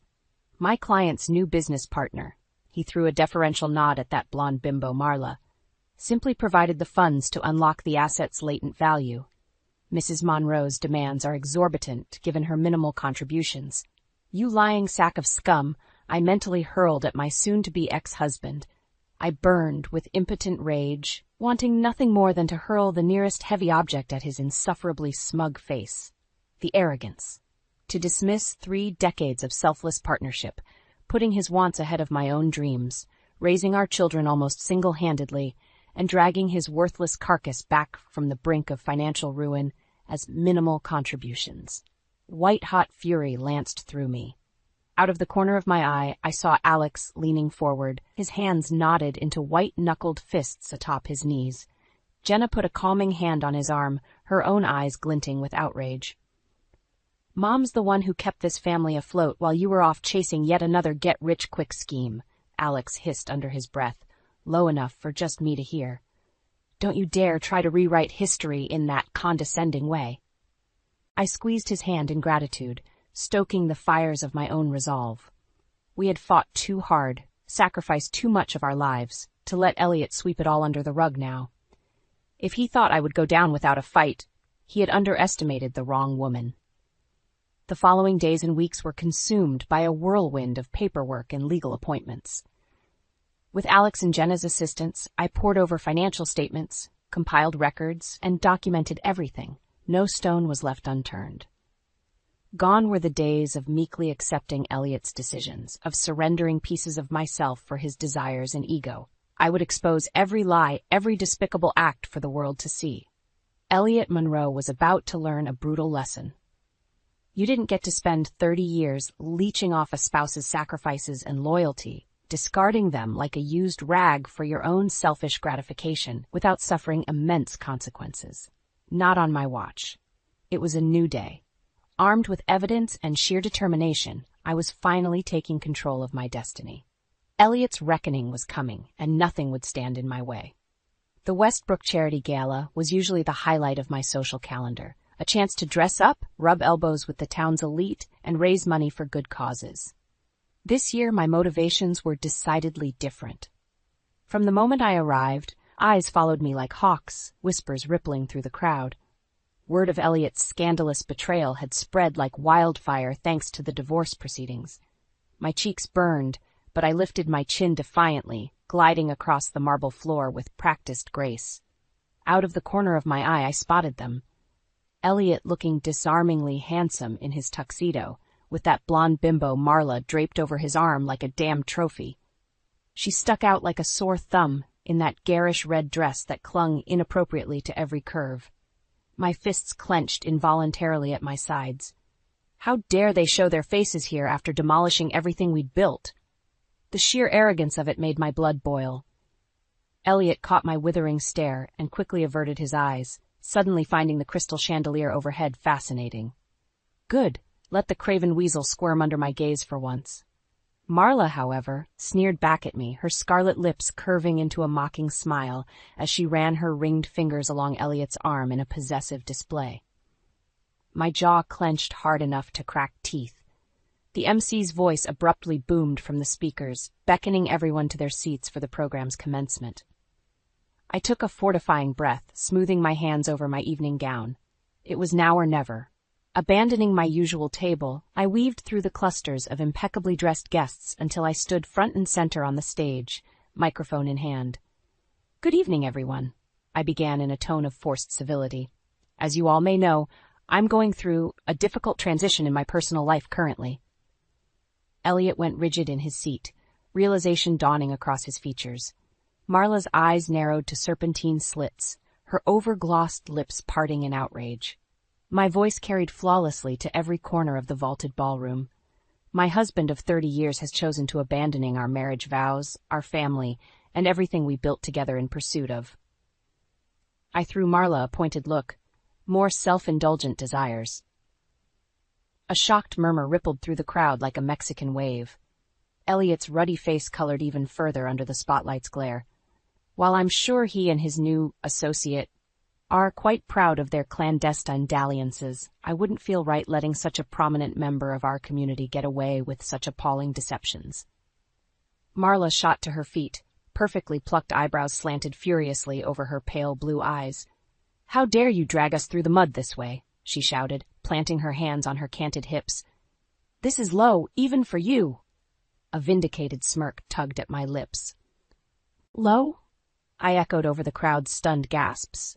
"Low is cheating on your wife of 3 decades and abandoning your family for a cheap fling. Low is lying, gaslighting, and manipulating those closest to you for your own selfish appetites." I leveled my gaze at Marla and the pinched, crimson-faced Elliot behind her. "No, revealing the unvarnished truth about your contemptible actions. That is justice. Maybe next time you'll both think twice before carelessly destroying human lives in pursuit of your transient desires." Turning on my heel, I surrendered the stage to thunderous applause and whistles, watching in satisfaction as Elliot buried his flaming face in his hands.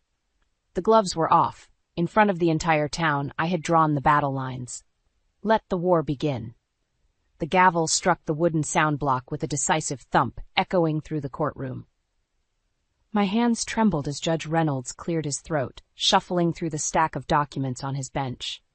In the matter of the divorce proceedings between Harper Monroe and Elliot Monroe, his voice carried the weight of finality. Elliot sat ramrod straight beside his lawyer, his expression unreadable. I forced myself to meet his gaze, letting none of the turbulent mix of anger, grief, and vindication roiling inside me show. After months of vicious legal battles, falsified financial records, and levels of deception I'd never imagined possible from the man I once loved, it all came down to this moment. My grip tightened around the armrests until my knuckles shone bone white. Having reviewed all evidence and testimony, I thereby order Mr. Monroe to pay Mrs. Monroe a lump sum of $4 million. The judge's ruling sliced through the thick tension like a hot knife. In addition, Mrs.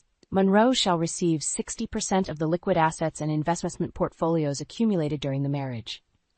A guttural sound of disbelief escaped Elliot's lips. His rictus mask of composure finally shattered, giving way to flushed, impotent rage. "Suck on that, you arrogant prick," I mentally hurled at him. Furthermore, Judge Reynolds spoke over Elliot's sputtering, "Mrs. Monroe is awarded full ownership of the Monroe residence on Summit Hill Road, free and clear of all liens or encumbrances." My heart stuttered in my chest as the enormity hit me. He was giving me back the home Elliot had so gleefully sold out from under me. Our home, the place we had raised our children and built a life together for 30 years, would remain mine. Tears of sheer relief and vindication pricked my eyes. Alex squeezed my hand tightly beside me, a proud smile crinkling the corners of his eyes. "That lying snake got exactly what he deserved," he murmured under his breath. Jenna leaned across him and enveloped me in a fierce hug, openly weeping tears of joy. Beyond them, Elliot sat utterly motionless, his face drained of all color. The full weight of his actions had finally caught up with him.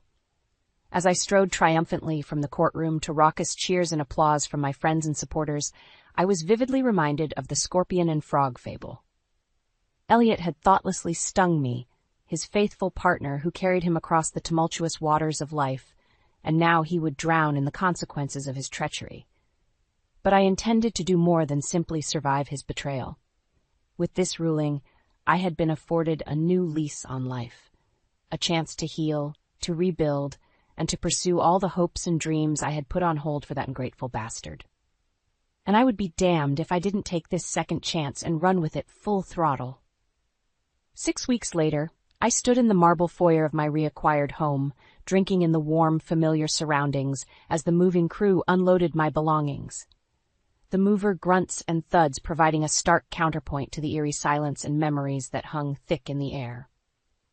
This place had been the backdrop to my once happy marriage, the birthplace of cherished family memories, unbreakable bonds between husband and wife, and dreams of growing old together. Elliot's lies and callous greed had very nearly ripped it all away. But not anymore.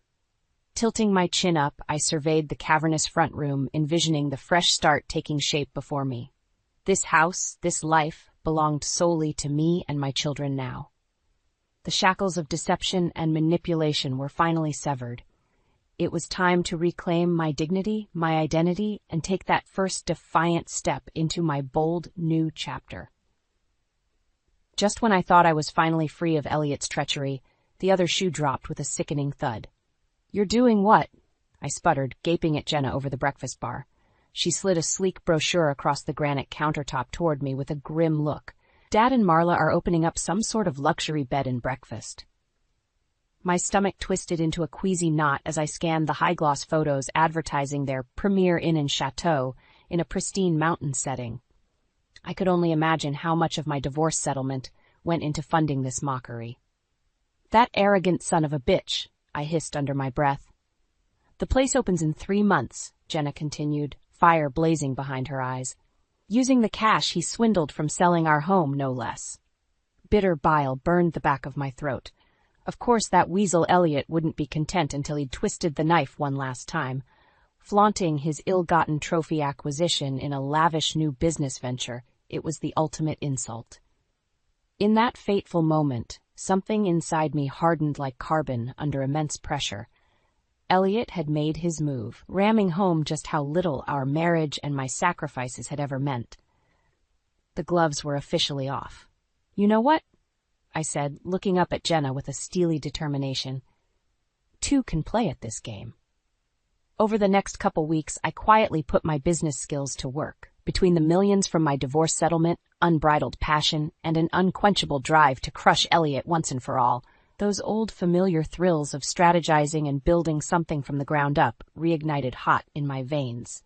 Before long, the pieces fell into place with impeccable precision.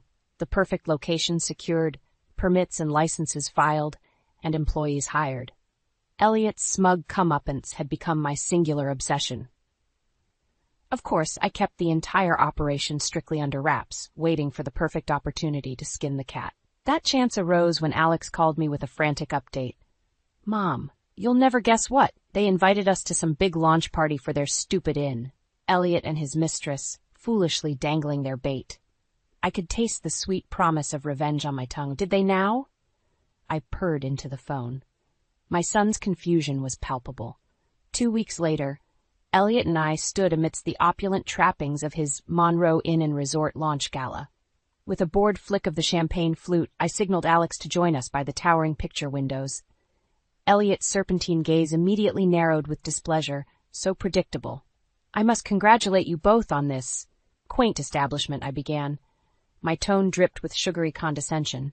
Marla bristled, straightening the tight bodice of her obscene cocktail dress. Why, Harper, how big of you to join our celebration? Elliot merely stared at me, dumbfounded. Although, I can't help feeling it's missing. Something. I paused dramatically, watching fresh color bloom across his cheeks. Some competition, if you will, to keep you on your toes. Competition? His voice finally barked out a brusque response. What the devil are you talking about? With a serene smile, I looped my arm through Alex's elbow. Why don't I show you both instead? We swept through the ballroom, Elliot and his trampy mistress gawking like hooked fish at our heels. A bank of French doors waited at the opposite end, where the remainder of my crew hovered in anticipation. Elliot, Marla, welcome to the grand opening of the Chateau Sophia. At my signal, the doors swung wide, revealing the sprawling vista of the property I had meticulously assembled to be bigger, bolder, and infinitely more upscale than their paltry imitation. Their jaws dropped in horror at the sight. You didn't really think I was going to let you prance around with my life's work unchallenged, did you? My eyes glittered with malicious glee. As my new employees swarmed the terrace behind me, a messenger arrived with urgent news for Elliot. His backers were pulling funding over the 11th hour competition. The arrogant blowhard gaped at me, the color rapidly draining from his blustered features. I offered a mocking toast of my champagne glass. To new beginnings, darling. Welcome to the hospitality wars. The opening months of the Chateau Sophia could hardly have gone better. Our elegant, rustic chic accommodations and curated experiences were an immediate hit, drawing rave reviews and becoming the area's hottest destination. In stark contrast, Elliot's half-baked Monroe Inn and Resort limped along in obscurity. Their online listings were littered with scathing critiques, shabby decor, subpar amenities, and painfully amateurish service chief among the complaints. Seeing that arrogant blowhard receive his long-overdue comeuppance was more satisfying than I could have possibly imagined. Each scathing review, every vacant room, and negative press mention further cemented his colossal failures as both a businessman and human being. Every few weeks, I would gather my team for an all-hands meeting to align our strategy. More than once, Elliot's petty attempts at sabotaging my operations through underhanded tactics were uncovered and swiftly neutralized. The bastard tried bribing the Campbell family to leave us a scathing review, Renee, my operations lead, told me one afternoon. A contemptuous sneer twisted her lips, as if a wealthy clan like that would ever sully their reputation for a few measly bucks. I waved a dismissive hand, hiding my vindicated smirk behind a sip of coffee. That's just how low Elliot will stoop. He's flailing desperately to stay afloat, but it won't be enough. Sure enough, it was barely 2 months into our heated battle for hospitality supremacy that the unraveling began. Rumor had it, Elliot was hemorrhaging cash at an unsustainable clip, having wildly underestimated startup costs and failing to gain a foothold in the market. When the foreclosure notices started appearing in the local paper's legal announcements, I couldn't resist a wry smile of triumph. Textbook overconfident arrogance, bulldozing ahead without doing his due diligence. It was so quintessentially Elliot. Later that week, Alex forwarded me a scathing article about the pending closure of the Monroe Inn. Turns out Elliot had stopped paying vendors, staff, and underlying creditors in a desperate bid to keep the facade going. His investors, those few who hadn't already pulled their funding, were going to get hosed. The comments section was a virtual bonfire of schadenfreude, with locals and former patrons alike torching Elliot for his litany of failures. Just desserts for such a prolific liar and cheat. Not long after, I found myself across the polished alderwood desk from the one and only Elliot Monroe. He was noticeably haggard, the last bastions of his smarmy confidence crumbling under the crushing weight of his debacle. I'm destitute, Harper, he admitted in a hoarse tone, unable to meet my unblinking stare. The business, the investors, it's all gone belly up. I have nothing. The disgraced charlatan finally confessing the depths of his depravity should have felt enormously vindicating. Instead, I just felt hollow, numb to the man whose betrayal had nearly decimated my soul. After everything you did to me, to us, I murmured, gesturing between us, did you really think I was just going to roll over and let you win? his jaw clenched, tendons straining beneath his ruddy skin. I leaned forward, holding his gaze with steely determination. "Wake up and face reality, Elliot. You're an arrogant, insecure little man whose own reprehensible actions orchestrated this downfall. All I did was give you the chance to reap what you've sown." My office abruptly felt too small, the air heavy with decades of simmering resentments. This confrontation had been a long time coming. "Please." The broken whisper escaped Elliot's lips. I waited for the rest, but he seemed to shrink further in on himself, deflating like an untied balloon. In that moment, I realized just how profoundly over him I was. The man had gambled away my love, my loyalty, our life, for his own selfish cravings. He deserved no more of my energy or power. Rising to my feet, I smoothed my hands over my skirt and crossed to the door. "I'm afraid there's nothing left to say.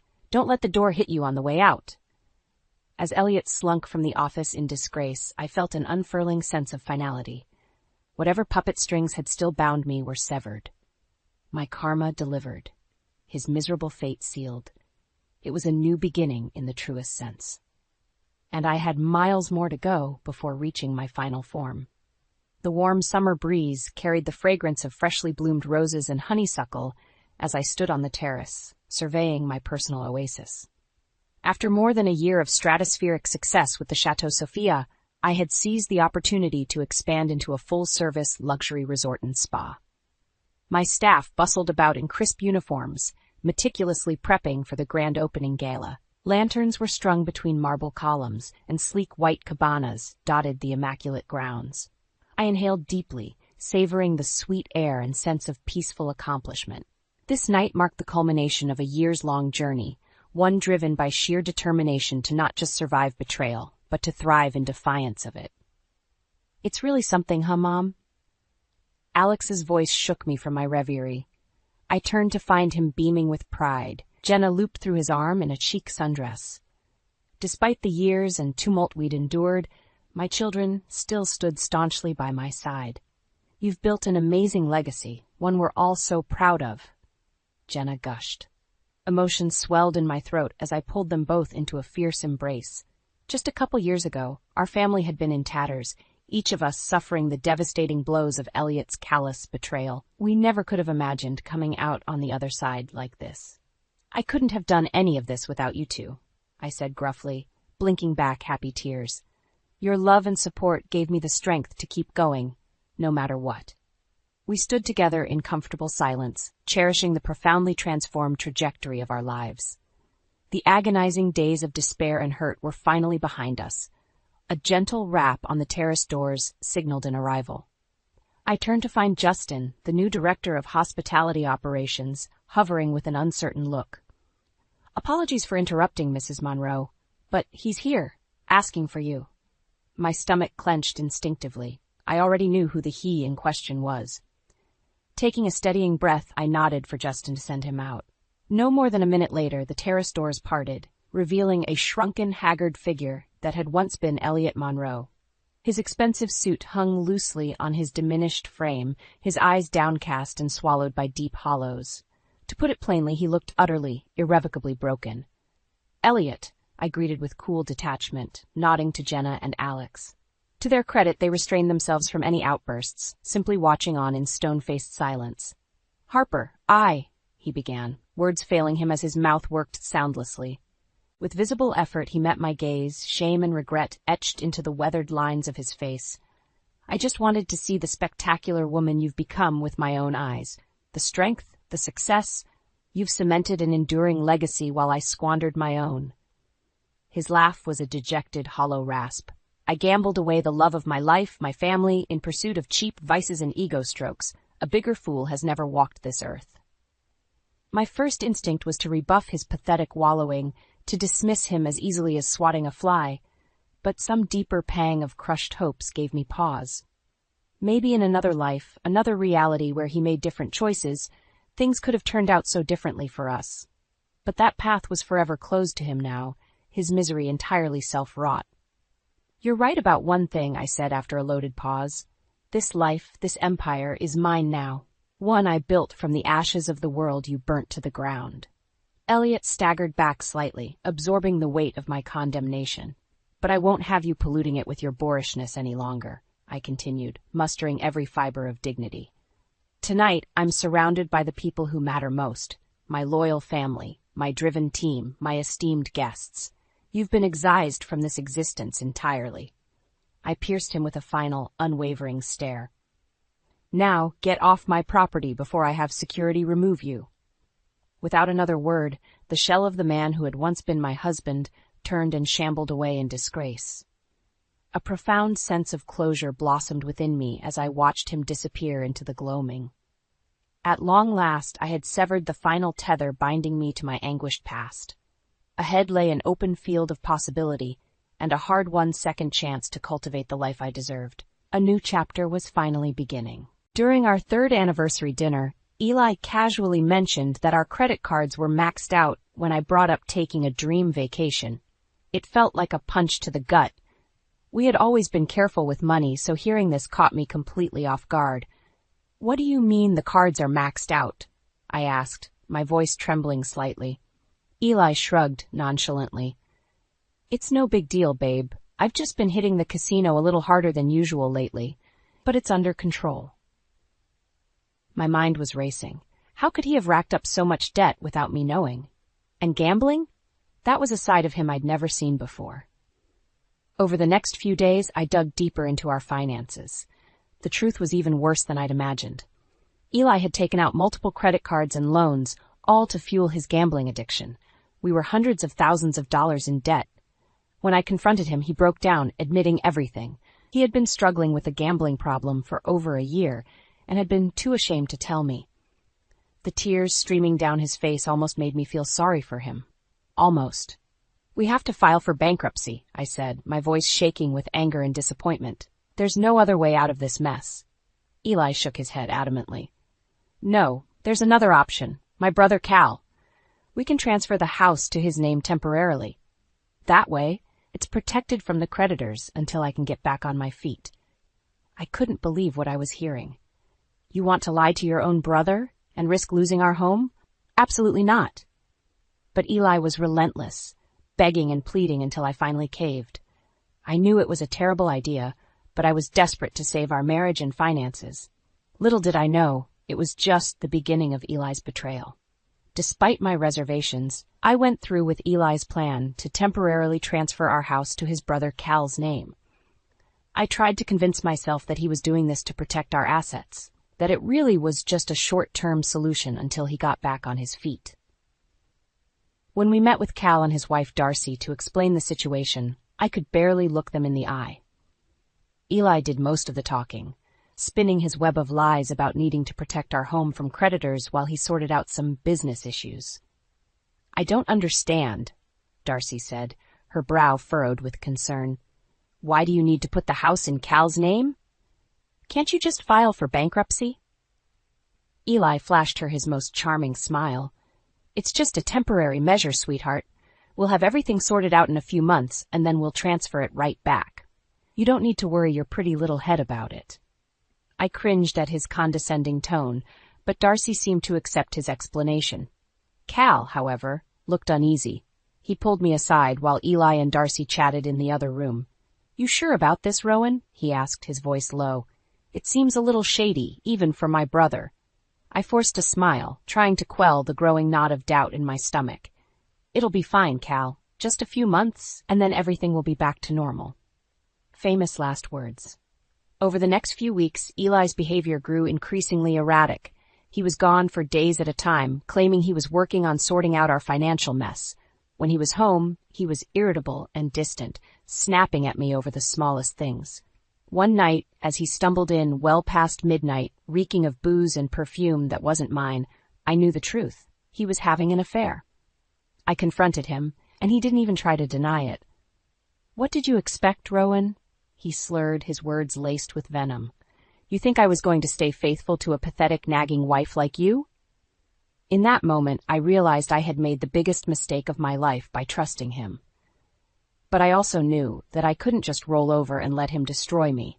It was time to fight back. After Eli's drunken confession about his affair, I felt like the ground had been ripped out from under me.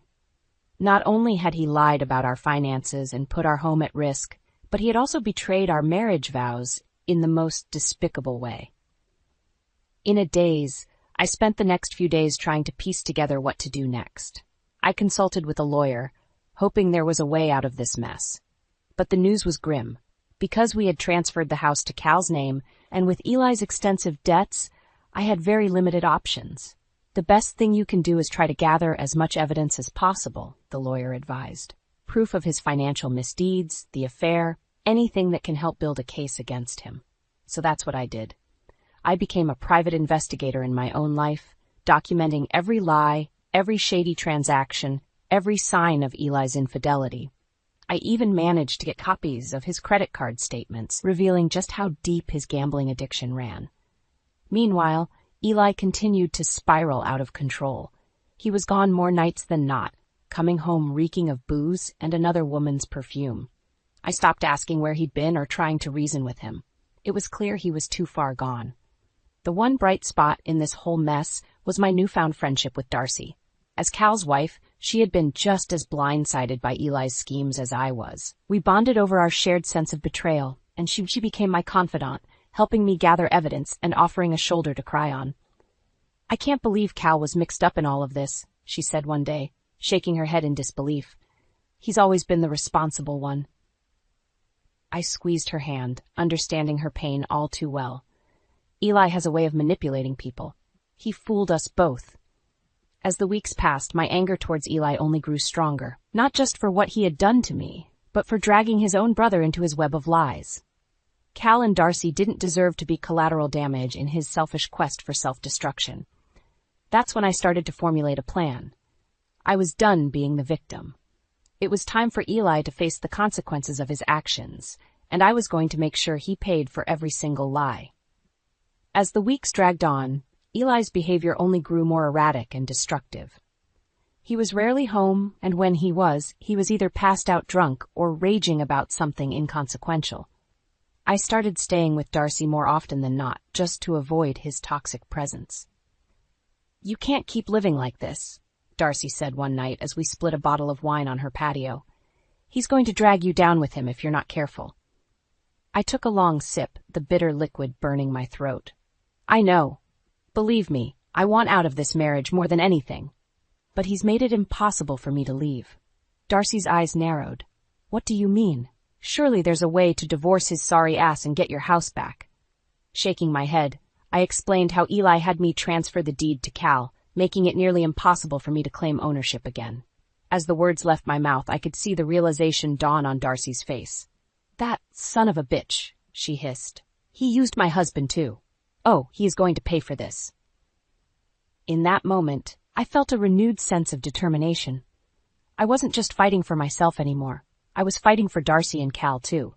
For the first time in months, I felt like I had an ally in my corner, someone who understood the depth of Eli's betrayal. Over the next few weeks, Darcy and I became co-conspirators, gathering every shred of evidence we could find against Eli. Bank statements, credit card bills, phone records, nothing was off limits. We built a mountain of proof detailing his reckless gambling, his affair, and his financial deceit. "We're going to nail that bastard to the wall," Darcy vowed, her voice steely with resolve. I believed her. With each new piece of evidence we uncovered, I could feel the shackles of Eli's control loosening. I was no longer a helpless victim. I was a woman on a mission for justice. The final straw came when I stumbled across a receipt for an expensive piece of jewelry, clearly a gift for his mistress. As I stared at the damning slip of paper, something inside me snapped. I was done being the scorned wife, crying in the shadows while Eli flaunted his infidelity. It was time to burn his world to the ground. It was the perfect opportunity, a big family gathering at Cal and Darcy's house for Darcy's birthday. Eli would be there, smug and oblivious as ever. But this time, I was ready for him. As everyone gathered in the backyard, laughing and making small talk, I caught Eli's eye from across the lawn. He gave me a mocking smirk, raising his beer in a mock salute. My blood boiled, but I forced a smile in return. This was all part of the plan. Once we were all settled around the patio table, I cleared my throat loudly, drawing everyone's attention. "Before we start eating, I have something to share with all of you," I announced, my voice surprisingly steady. "Something you all deserve to know." Eli shot me a warning glare, but I pressed on. For months now, my husband has been lying to us. To all of us.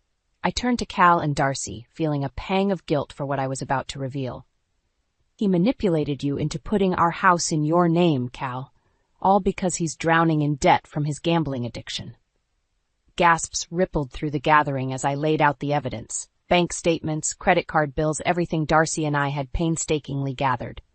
Eli's face turned a mottled shade of red, but I didn't stop there. And if that wasn't enough, I continued, he's also been carrying on an affair for months now. With some cheap mistress, he's been showering with expensive gifts bought with money he doesn't even have. I held up the damning jewelry receipt, letting it do the talking. Eli jumped to his feet, spewing denials and curses, but no one was listening. The truth was out in the open, laid bare for everyone to see. Cal looked like he'd been punched in the gut, while Darcy was practically trembling with rage. The rest of the family just stared in stunned silence, unable to process the depth of Eli's betrayal. Through it all, I remained stoic, allowing the evidence to speak for itself. When I was finished, I turned to Eli, meeting his hate-filled glare with an icy calm. "You're done ruining my life," I said, my voice low but laced with steel. "It's over. You've lost everything." To his credit, Eli didn't go down without a fight. He ranted and raved, hurling insults and accusations like a cornered animal. But in the end, it didn't matter. The truth was out and there was no walking it back. As the party dispersed in stunned silence, I felt an unexpected sense of peace wash over me. The weight I'd been carrying for months had finally lifted, and in that moment, I knew I'd won.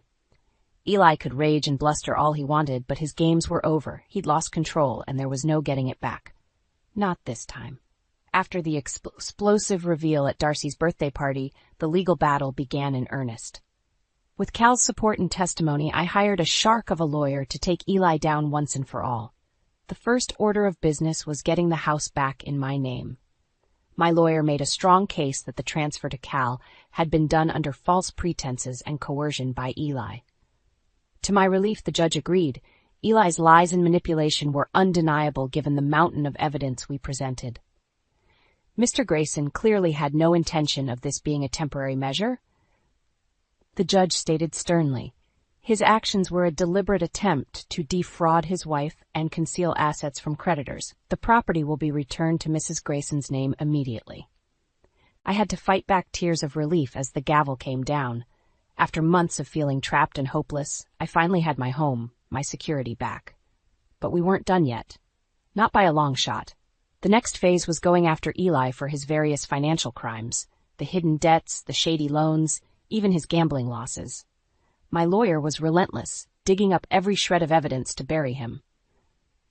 During one particularly heated court session, Eli's lawyer tried to paint me as a vindictive, scorned wife out for revenge. He might as well have been speaking Greek for all the good it did him. Your client is a con man and a liar who systematically robbed his wife of her financial security to fuel his vices, my lawyer fired back, his voice booming in the courtroom. He has no one to blame but himself for the consequences of his reprehensible actions. Eli shot me a venomous glare from across the room, but I simply met his gaze with an icy stare. He had no power over me anymore. In the end, the judge saw right through Eli's desperate attempts at playing the victim. He was found guilty on multiple counts of fraud, financial crimes, and concealing assets. Not only would he face potential jail time, but he was also ordered to pay me a hefty settlement, one that would ensure I never had to worry about money again. As we walked out of the courthouse that final day, Eli brushed past me, his expression a mask of pure hatred. "You're going to regret this," he hissed under his breath. "You haven't seen the last of me." I simply laughed in his face. "I already have everything I want, Eli. You've got nothing left to take from me." Finally free of his toxic grasp, I could breathe again. The long, dark tunnel of our marriage was finally behind me, and the future looked brighter than ever. Eli could make all the empty threats he wanted. He was a ghost of the past, a cautionary tale of how low a person could sink. As for me, I was just getting started on the rest of my life. In the aftermath of my legal victory over Eli, everything seemed to crumble around him at lightning speed. It was almost dizzying to watch. first, his mistress caught wind of the whole sordid affair and dropped him like a bad habit. Apparently, she wasn't too keen on being with a broke, disgraced loser after all. Who would have thought? Then the professional fallout began. Eli had worked in real estate, and word travels fast in that world. As soon as the details of his fraud and deception hit the news, no reputable agency would touch him with a 10-foot pole. His career was essentially over before it could really begin. Meanwhile, I was just getting started on rebuilding my life without his toxic presence weighing me down. With the generous settlement from the court case, I was able to pay off what remained of Eli's debt and still had plenty left over. Cal and Darcy were incredibly supportive throughout everything. I'll never forget the day Darcy showed up at my door with a bottle of champagne and the biggest grin on her face. "We're throwing you a party," she announced, "to celebrate you getting that scumbag out of our lives for good." The party ended up being a total rager, with friends and family coming from all over to raise a glass to my fresh start. Even Cal's stoic demeanor couldn't hide his relieved smile as we clinked drinks. "I'm just glad that whole nightmare is over," he said. "You deserve so much better, Rowan." As I looked around at the smiling faces surrounding me, I felt an overwhelming sense of gratitude. If it hadn't been for these amazing people having my back, I might never have found the strength to stand up to Eli. In the months that followed, I watched from the sidelines as Eli's life continued its downward spiral. More legal troubles and unpaid debts seemed to pile up by the week. He had burned every bridge and scorched every connection he'd once had. The worst punishment of all? Being forced to watch me actually thrive without him around. I could see it in his eyes whenever we encountered each other, that seething resentment that I had somehow won. But what he failed to realize was that I had already won the second I broke free from his toxic grip. The money, the house, all of that was just icing on the cake. After years of lying and cheating, Eli had nobody left but himself. Poetic justice at its finest. As for me, I had everything I could ever want, my freedom, my independence, and a priceless support system of people who truly cared about me. With their encouragement, I even started exploring new career opportunities that I never would have considered before. It was like a weight had been lifted off my shoulders, allowing me to spread my wings and finally live life on my own terms, and I had no plans of letting anyone clip those wings ever again. The renovations on the house were finally complete, and I couldn't be more thrilled with how it turned out. It was like a physical manifestation of my new life. Out with the old, in with a fresh start. As I stepped back to admire the sleek new kitchen with its modern appliances and marble countertops, I felt a surge of pride. This was my sanctuary, my clean slate. No more ghosts of the past lingering in every corner. "What do you think?" I asked Darcy, who had become my unofficial design consultant over the past few months. "Worth all the dust and noise?" She let out an appreciative whistle. "Girl, it looks amazing. You totally nailed the whole effortlessly chic vibe." Laughing, I pulled her in for a hug. If it hadn't been for Darcy's unwavering support, I'm not sure I would have made it through those dark days intact. She was the sister I never had, and I was eternally grateful. Over the next few weeks, I settled into my new surroundings like a bear emerging from hibernation. Every morning, I'd make a cup of coffee and just soak in the peaceful ambiance of my beautifully remodeled home. No more chaos, no more negativity, just serene tranquility. Of course, Eli tried to rear his ugly head a few times during the process. He'd show up unannounced, ranting about how I had stolen the house from him. More than once, I had to threaten to call the cops to get him to leave. "You think this is over?" He'd snarl, his face twisted with rage. "I'm going to make your life a living hell until you give me what's mine." I'll admit there were moments when his threats shook me, stirring up those old feelings of dread and anxiety. But they never lasted long. I had worked too hard to reclaim my power to let him slither his way back into my head. "This is my home, Eli," I stated calmly after one of his outbursts. "A home and a life that you gambled away through your own selfish actions. Whatever hell you're living in now, that's on you, buddy." Eventually, his attempts to terrorize me became less frequent until they stopped altogether. The last I heard, he had fled the state, likely to escape the mountain of debts and legal troubles still hounding him. Good riddance. As for me, my new life was just beginning. With the house situation settled and that dark chapter finally closed, I started exploring new career opportunities. I wasn't interested in just treading water anymore. I was ready to dive in headfirst and chase bigger dreams. A few months later, I landed an incredible marketing job at a prestigious firm in the city. It was a huge step up, with better pay and opportunities for growth. More importantly, it allowed me to flex my creativity and talent in ways I hadn't experienced in years. On my first day, as I settled into my bright, airy new office, I couldn't help but reflect on how far I'd come. From the depths of Eli's betrayal and despair, I had clawed my way back to take control of my own narrative. No more living in someone else's shadow, no more sacrificing my dreams and self-worth for a relationship built on lies. This was my life now, and I was going to live it to the fullest, on my own terms. The future was a blank canvas, and I held the brush. Whatever I chose to create, to build from those ashes of my past, was entirely up to me. And this time, there was no one to stop me from painting my masterpiece. I sighed deeply as I tossed my laptop onto the couch, frustrated by yet another argument with Derek and Casey. It was like a broken record, playing the same tune of disrespect and dismissal over and over again. "Is it really too much to ask for a little help around here?" I said, glaring at Derek lounging in his recliner, engrossed in some mindless TV show. "I work just as many hours as you do, but somehow all the household responsibilities fall on me." Derek barely looked up from the screen. "If you have a problem with how things are, then maybe you should quit your little hobby and focus on being a better housewife." My blood boiled at his condescending remark. "My little hobby is a successful freelance design business that brings in half our income, you ungrateful ass." Casey snickered from the couch, his eyes glued to his phone. "Yeah, but let's be real. Dad's the one with the real job carrying this family." I whirled to face him, my frustration reaching a boiling point. "You've got a lot of nerve, mooching off us while contributing nothing but snarky comments." Derek finally looked up. "Don't talk to my son that way. If you did your job right, he wouldn't have to lift a finger." That was it, the final straw. I grabbed my purse and headed for the door, emotions raging inside me. You know what? I'm done. I'm so damn tired of being disrespected and taken for granted in my own home. "Where are you going?" Derek called out, a hint of surprise in his voice. I paused at the door, turning to face them both with a defiant glare. "Somewhere I'm appreciated.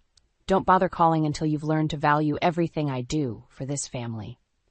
With that, I stormed out, slamming the door behind me. No more being a doormat.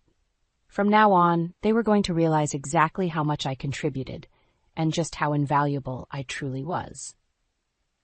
I pulled into the parking lot of the Bluebird Motel, a small establishment on the edge of town. It wasn't the Ritz, but it would serve its purpose, providing me a quiet refuge to work and gather my thoughts after that disastrous argument. As I entered the modest room, I tossed my bag on the bed and opened my laptop, desperate to meet the looming deadline for my latest design project. With a deep breath, I tried to push aside the swirl of emotions and focus on the task at hand. But my mind kept drifting back to the years of being dismissed and disrespected by Derek and Casey. All the nights I stayed up late, burning the midnight oil to meet client demands while still handling all the household responsibilities. The endless loads of laundry, grocery shopping, meal prepping, tasks that went completely unappreciated by my so-called family. Tears of anger and hurt stung my eyes as I recalled Derek's callous words, reducing my thriving design career to a mere hobby. As if the income I brought in wasn't just as vital as his paycheck in keeping our household afloat. And Casey was no better, content to leech off our hard-earned money while mocking my contributions. The smug entitlement radiating from that spoiled brat made my blood boil. No more. I was done being the unsung hero, the unappreciated workhorse of the family. If they couldn't see my value, I'd make them feel the impact of my absence, and they'd be damn sorry they took me for granted. With renewed determination, I attacked the design project, pouring all my frustration and pent-up resentment into creating something truly exceptional for my client. I'd show them all what a little hobby could achieve when passion and talent joined forces. By the time the first rays of dawn peeked through the curtains, I had put the finishing touches on what might be my best work yet. A small, satisfied smile crossed my lips as I hit send on the file. "That's just a taste of what you've been overlooking, fellas," I muttered under my breath. "Get ready, because you haven't seen anything yet." After basking in the satisfaction of delivering a stellar project, I turned my attention to the next phase of my plan. It was time for Derek and Casey to truly feel the impact of my absence. With a few taps on my laptop, I remotely canceled the utility payments and halted the automated grocery and household supply orders. A twisted smile crossed my lips as I pictured the chaos that would soon unfold back at the house. Sure enough, within a couple of days, my phone started blowing up with angry texts and calls from Derek. "Reagan, what the hell? The power and water just got shut off." I let the call go to voicemail, ignoring his demands for an explanation.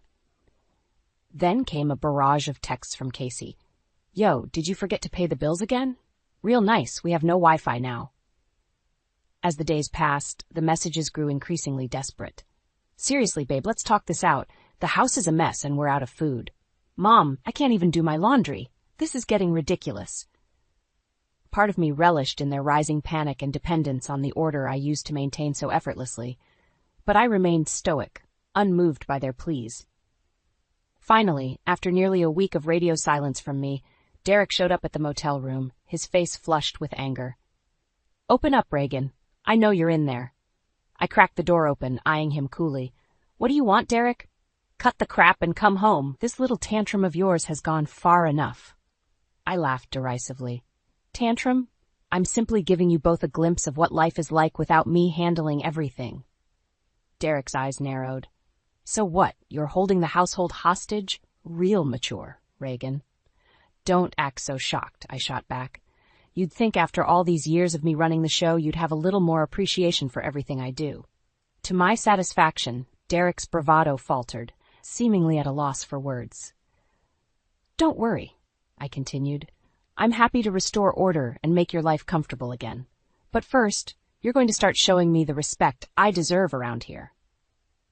With that, I shut the door in his stunned face, leaving him to stew in the disarray he once took for granted. A couple days after my confrontation with Derek at the motel, I decided to pay my mother, Vivian, a visit. I needed a break from the escalating tensions with my husband and stepson, and her place had always been a peaceful refuge. "Honey, it's so good to see you," she said as she ushered me inside, "though I wish it were under better circumstances." She gave me a concerned look. "Derek called, ranting about you refusing to come home. What's going on?" I sighed, plopping down on her well-worn couch. "The usual, Mom, me doing everything while he and Casey treat me like a glorified maid." I shook my head. I finally put my foot down, and now they're feeling the consequences. Vivian pursed her lips but didn't argue. She knew better than anyone the disrespect I'd endured from my family over the years. As we chatted, my eyes drifted to a battered cardboard box tucked in the corner of her living room. "What's all that?" I asked, nodding towards it. "Oh, just some old papers and mementos," she replied with a dismissive wave. "I was going through the attic and found it mixed in with your father's things." My curiosity was piqued, and I rose to take a closer look. Vivian didn't object as I began sifting through the box's contents, a jumbled assortment of letters, receipts, and other documents. That's when I spotted it. A stack of banking statements and overdue notices from several credit card companies, all addressed to Derek. "Mom, what is all this?" I asked, a sinking feeling in my gut. Vivian peered over my shoulder at the papers. "I'm not sure, dear. Your father never mentioned anything about money troubles." As I examined the documents more closely, it became disturbingly clear that Derek had been hiding massive debt from reckless gambling by the looks of it. And based on the dates, this had been going on for years, long before we'd even met. Anger and betrayal lanced through me as I realized he must have been siphoning funds from our joint accounts to cover his losses and avoid collections. Memories flashed of all the times I'd carefully budgeted for household expenses, only to have my figures thrown off with no explanation. My hands shook as I gathered up the damning paperwork. That lying, cheating bastard! Vivian's eyes widened at the venom in my voice. "Reagan, what's going on?" I took a deep breath, steadying myself as I rose. "Just found another reason to stick it to Derek, that's all." I marched out of her house, plans for revenge taking shape in my mind. Derek wanted to see how valuable I was to our household? Well, I was about to demolish his world, starting with the crumbling financial facade he'd worked so hard to maintain. Armed with the evidence of Derek's deceit, I felt a renewed sense of determination. It was time to take my revenge to the next level and really make him squirm. I marched back to the house, the box of incriminating documents tucked under my arm. To my surprise, the front door was unlocked. Clearly, Derek had grown complacent in my absence. "You've got a lot of nerve showing your face here," Derek spat as I barged into the living room. Casey looked up from his phone, eyes widening. Hey, Reagan?" I ignored them both, dropping the box onto the coffee table with a thud. "You want to know why I've been refusing to come home? Take a look." Derek frowned as he riffled through the papers, but his expression quickly morphed into one of horror. "Where did you get these?" he hissed. "Oh, from your stash of secrets you've been hiding all these years," I countered. "Nice gambling habit, by the way. Been having fun blowing through our savings?" Casey's brow furrowed in confusion. "Wait, what's going on?" "Stay out of this," Derek snapped at his son before turning his glare back to me. "You had no right going through my private affairs." I scoffed loudly. "Private affairs? You mean the affairs you've been keeping from me while draining our accounts behind my back?" Realization seemed to dawn on Casey's face as he looked between us uncertainly. Derek, meanwhile, had gone pale. Seizing the opportunity, I pressed on. "Here's the deal. Either you shape up and agree to some serious counseling to work through this massive betrayal." I let the words hang in the air as Derek clenched his jaw. "Or I take these papers and every shred of evidence about your reckless behavior public." For a moment, Derek seemed to weigh his options. His jaw twitched as his gaze flickered between me and the documents. "You're bluffing," he finally said, though his tone lacked conviction. "Am I?" I challenged, stepping closer until I was nose to nose with him. "After all these years of me covering for you, playing the dutiful wife while you ran around like a selfish child? I'm done with your crap, Derek. It's time to face the consequences." Derek opened his mouth to respond, but seemed to think better of it. A tense silence stretched between us, the air thick with unspoken anger and resentment. Finally, Casey cleared his throat. Maybe you guys should just, go to that counseling thing?" His expression was almost pleading as he looked imploringly at his father. Derek's nostrils flared, and I could see the war raging behind his eyes, pride battling pragmatism. With a decisive sneer, he seemed to make his choice. "Forget it," he spat, whirling on his heel and storming out of the room, leaving a stunned Casey gaping after him.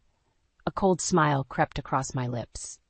If Derek thought this was the end, he was sorely mistaken. I was just getting started. Derek's obstinate refusal to face his issues and attend counseling was the final straw. If he wanted to cling to his misguided pride, so be it, but he wouldn't be dragging me down with him any longer. It was time to expose him for the deceitful, reckless man he truly was. I spent the next few days meticulously gathering evidence, documentation, and personal accounts that portrayed Derek's shameful behavior. With a little creativity and some slick graphic design work, I crafted a damning expose that left no room for doubt regarding his gambling addiction and shady financial dealings. Finally, I took to social media and various community forums, blasting out the incriminating compilation far and wide. Within hours, the reactions began pouring in. "Oh my God, I had no idea the Moros were dealing with this. Derek always seemed like such a stand-up guy. This is horrible. How could he do this to his wife and family? Disgusting." I watched with grim satisfaction as Derek's meticulously crafted public image crumbled in the wake of his hidden indiscretions being aired for all to see. But I didn't stop there. No, Derek's humiliation would be complete. Leveraging my finely honed marketing skills, I launched a promotional campaign for my design business that highlighted my personal journey of perseverance and self-empowerment. Inspirational graphics, uplifting messaging, and carefully selected testimonials from clients painted a portrait of the talented, resilient woman I was, in stark contrast to the disgraced scoundrel I'd endured for far too long. Within days, my social media was ablaze with an outpouring of support and admiration. New business inquiries flooded my inbox, and my following skyrocketed as people rallied behind the heartwarming story of my professional triumph over personal adversity. Amidst the whirlwind of attention, I received a call from Derek. His voice was low, seething with impotent rage. "You're ruining me," he growled. "Is that what you want? To see your husband lose everything while you bask in the spotlight?" A cold smile crossed my lips as I reveled in his pain. "I want the world to see the truth about who you really are," I replied evenly. "As for me, I'm simply rising from the shadows you kept me trapped in and shining a light on my own worth." There was a pause, then Derek exhaled a shuddering breath. "You're going to regret this," he grated out, then abruptly hung up. But as I surveyed the overwhelming positivity surrounding my newly empowered image, I felt nothing but vindicated resolve. Derek had sown the seeds of his own demolition. I was simply the one bold enough to finally reap what he deserved. In the aftermath of my explosive revelations about Derek's misdeeds, the fallout was even more satisfying than I could have imagined. His reputation in tatters, he became a pariah, the subject of gossip and disdainful whispers wherever he went. But the true coup de grace was his rapidly deteriorating financial situation. Once the creditors realized Derek's web of lies had been exposed, they wasted no time unleashing the force of their collections efforts. Suddenly, all those gambling debts he'd been frantically juggling came crashing down in one fell swoop. It wasn't long before Derek was knocking at my door again, this time with a very different demeanor. Gone was the arrogant bluster, replaced by the pathetic, almost groveling air of a man watching his life unravel. "Reagan," he began, his voice uncharacteristically meek. "You've made your point. You win, okay? I was wrong and I screwed up badly." I folded my arms and eyed him coolly, unmoved by his obvious attempt to play on my sympathies. "What do you want, Derek?" he sighed, rubbing a hand over his face warily. "I need you to come home. Help me straighten this nightmare out before I lose everything." A harsh laugh escaped my lips. And why exactly would I do that, after all the lies, the deceit, the blatant disrespect? I shook my head slowly. "No, you made this bed, Derek. Time to lie in it." Frustration flickered across his features. "Don't be unreasonable, Reagan. Our lives, our finances, everything is intertwined. If I go under, it'll drag you down too." "Maybe you should have thought about that before gambling away our future," I countered flatly. Derek opened his mouth, no doubt to offer another guilt-ridden appeal, but was cut off by an unexpected voice. "She's right, you know."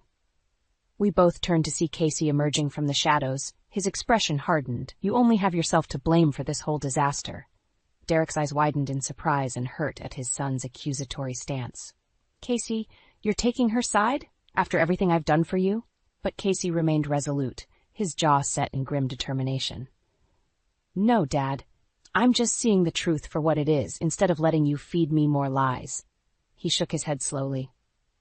"Reagan's the one who's been holding everything together while you jeopardized it all with your selfishness." A muscle twitched in Derek's cheek as he struggled to find a rebuttal, but nothing came. In that moment, he looked utterly defeated, just a sad, pathetic shadow of the arrogant blowhard he used to be. I couldn't help but feel a surge of vicious satisfaction at seeing him crumble, forced to confront the consequences of his ego and the crumbling facade of the life he'd built on my sacrifice. "Get out, Derek," I stated flatly, unwilling to let his self-pity sway me further. "I'm done cleaning up your messes." With one last broken glance between me and Casey, Derek seemed to shrink in on himself as he turned and trudged away in silence, leaving me to begin setting the course for my new, unencumbered life. With Derek's pathetic tail between his legs retreat, a massive weight lifted from my shoulders. For the first time in longer than I could remember, I felt truly free, liberated from the chains of his deception and toxic disrespect. The divorce proceedings moved swiftly, as Derek had little ground to contest my demands after the spectacular implosion of his life. I didn't ask for much beyond my fair share, content to start over unencumbered by his mounting debts. As the final paperwork was signed and notarized, I couldn't help but steal a glance at the hollow, broken husk of a man sitting across from me. How quickly the once smug, arrogant Derek had crumbled in the wake of his own hubris. Part of me felt a twinge of pity, but it was overwhelmingly overshadowed by the immense sense of relief washing over me. "This is really what you want?" he asked, his voice barely above a mumble as he stared blankly at the divorce decree. I met his gaze levelly, my jaw set in firm resolution. "It's what I deserve, Derek, to finally be free of your lies and disrespect." He opened his mouth as if to protest further, but seemed to think better of it. With a slow, resigned nod, he scribbled his signature and pushed the papers back across the table. Just like that, it was officially over between us.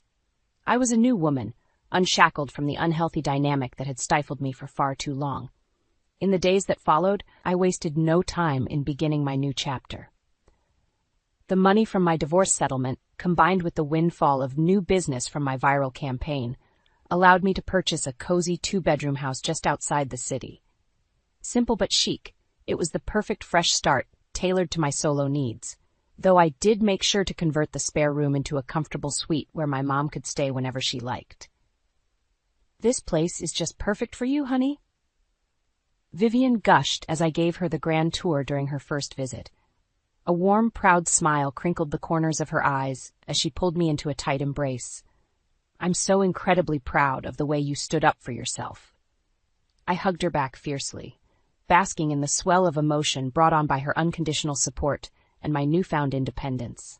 For the first time in ages, I felt complete, self-assured, and in control of my own destiny. Over the following weeks, I settled into my new home and routines with a vigor and optimism I hadn't experienced in years. Each morning, I'd wake up energized, ready to dive headfirst into a new slate of exciting design projects and business opportunities. And in my downtime, I'd look around my little sanctuary, the cozy living room adorned with hand-picked decor, the sunlight streaming through the windows, and smile contentedly. This was my hard-earned reward, a tangible manifestation of the strength and resilience I never knew I possessed. The old Reagan, who meekly accepted disrespect in the name of keeping the peace, was gone forever. In her place stood a self-assured woman who understood her immense value and self-worth. A woman who refused to spend another day in the shadows of an ungrateful partner. And as I reflected on the tumultuous journey that led me to this new beginning, I silently vowed to never let anyone or anything dull that inner fire again. I couldn't stop the tears from streaming down my face as I hung up the phone. My husband, Trent, had just been on a call with his sister, and I overheard him express doubts about my pregnancy being real. The words stung like 1,000 needles, piercing my heart. I confronted Trent as soon as he ended the call. "How could you say that about me? About our baby?"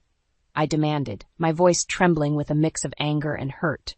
Trent rolled his eyes, his expression dismissive. "Oh, come on, Lila. You've been milking this pregnancy thing for all it's worth.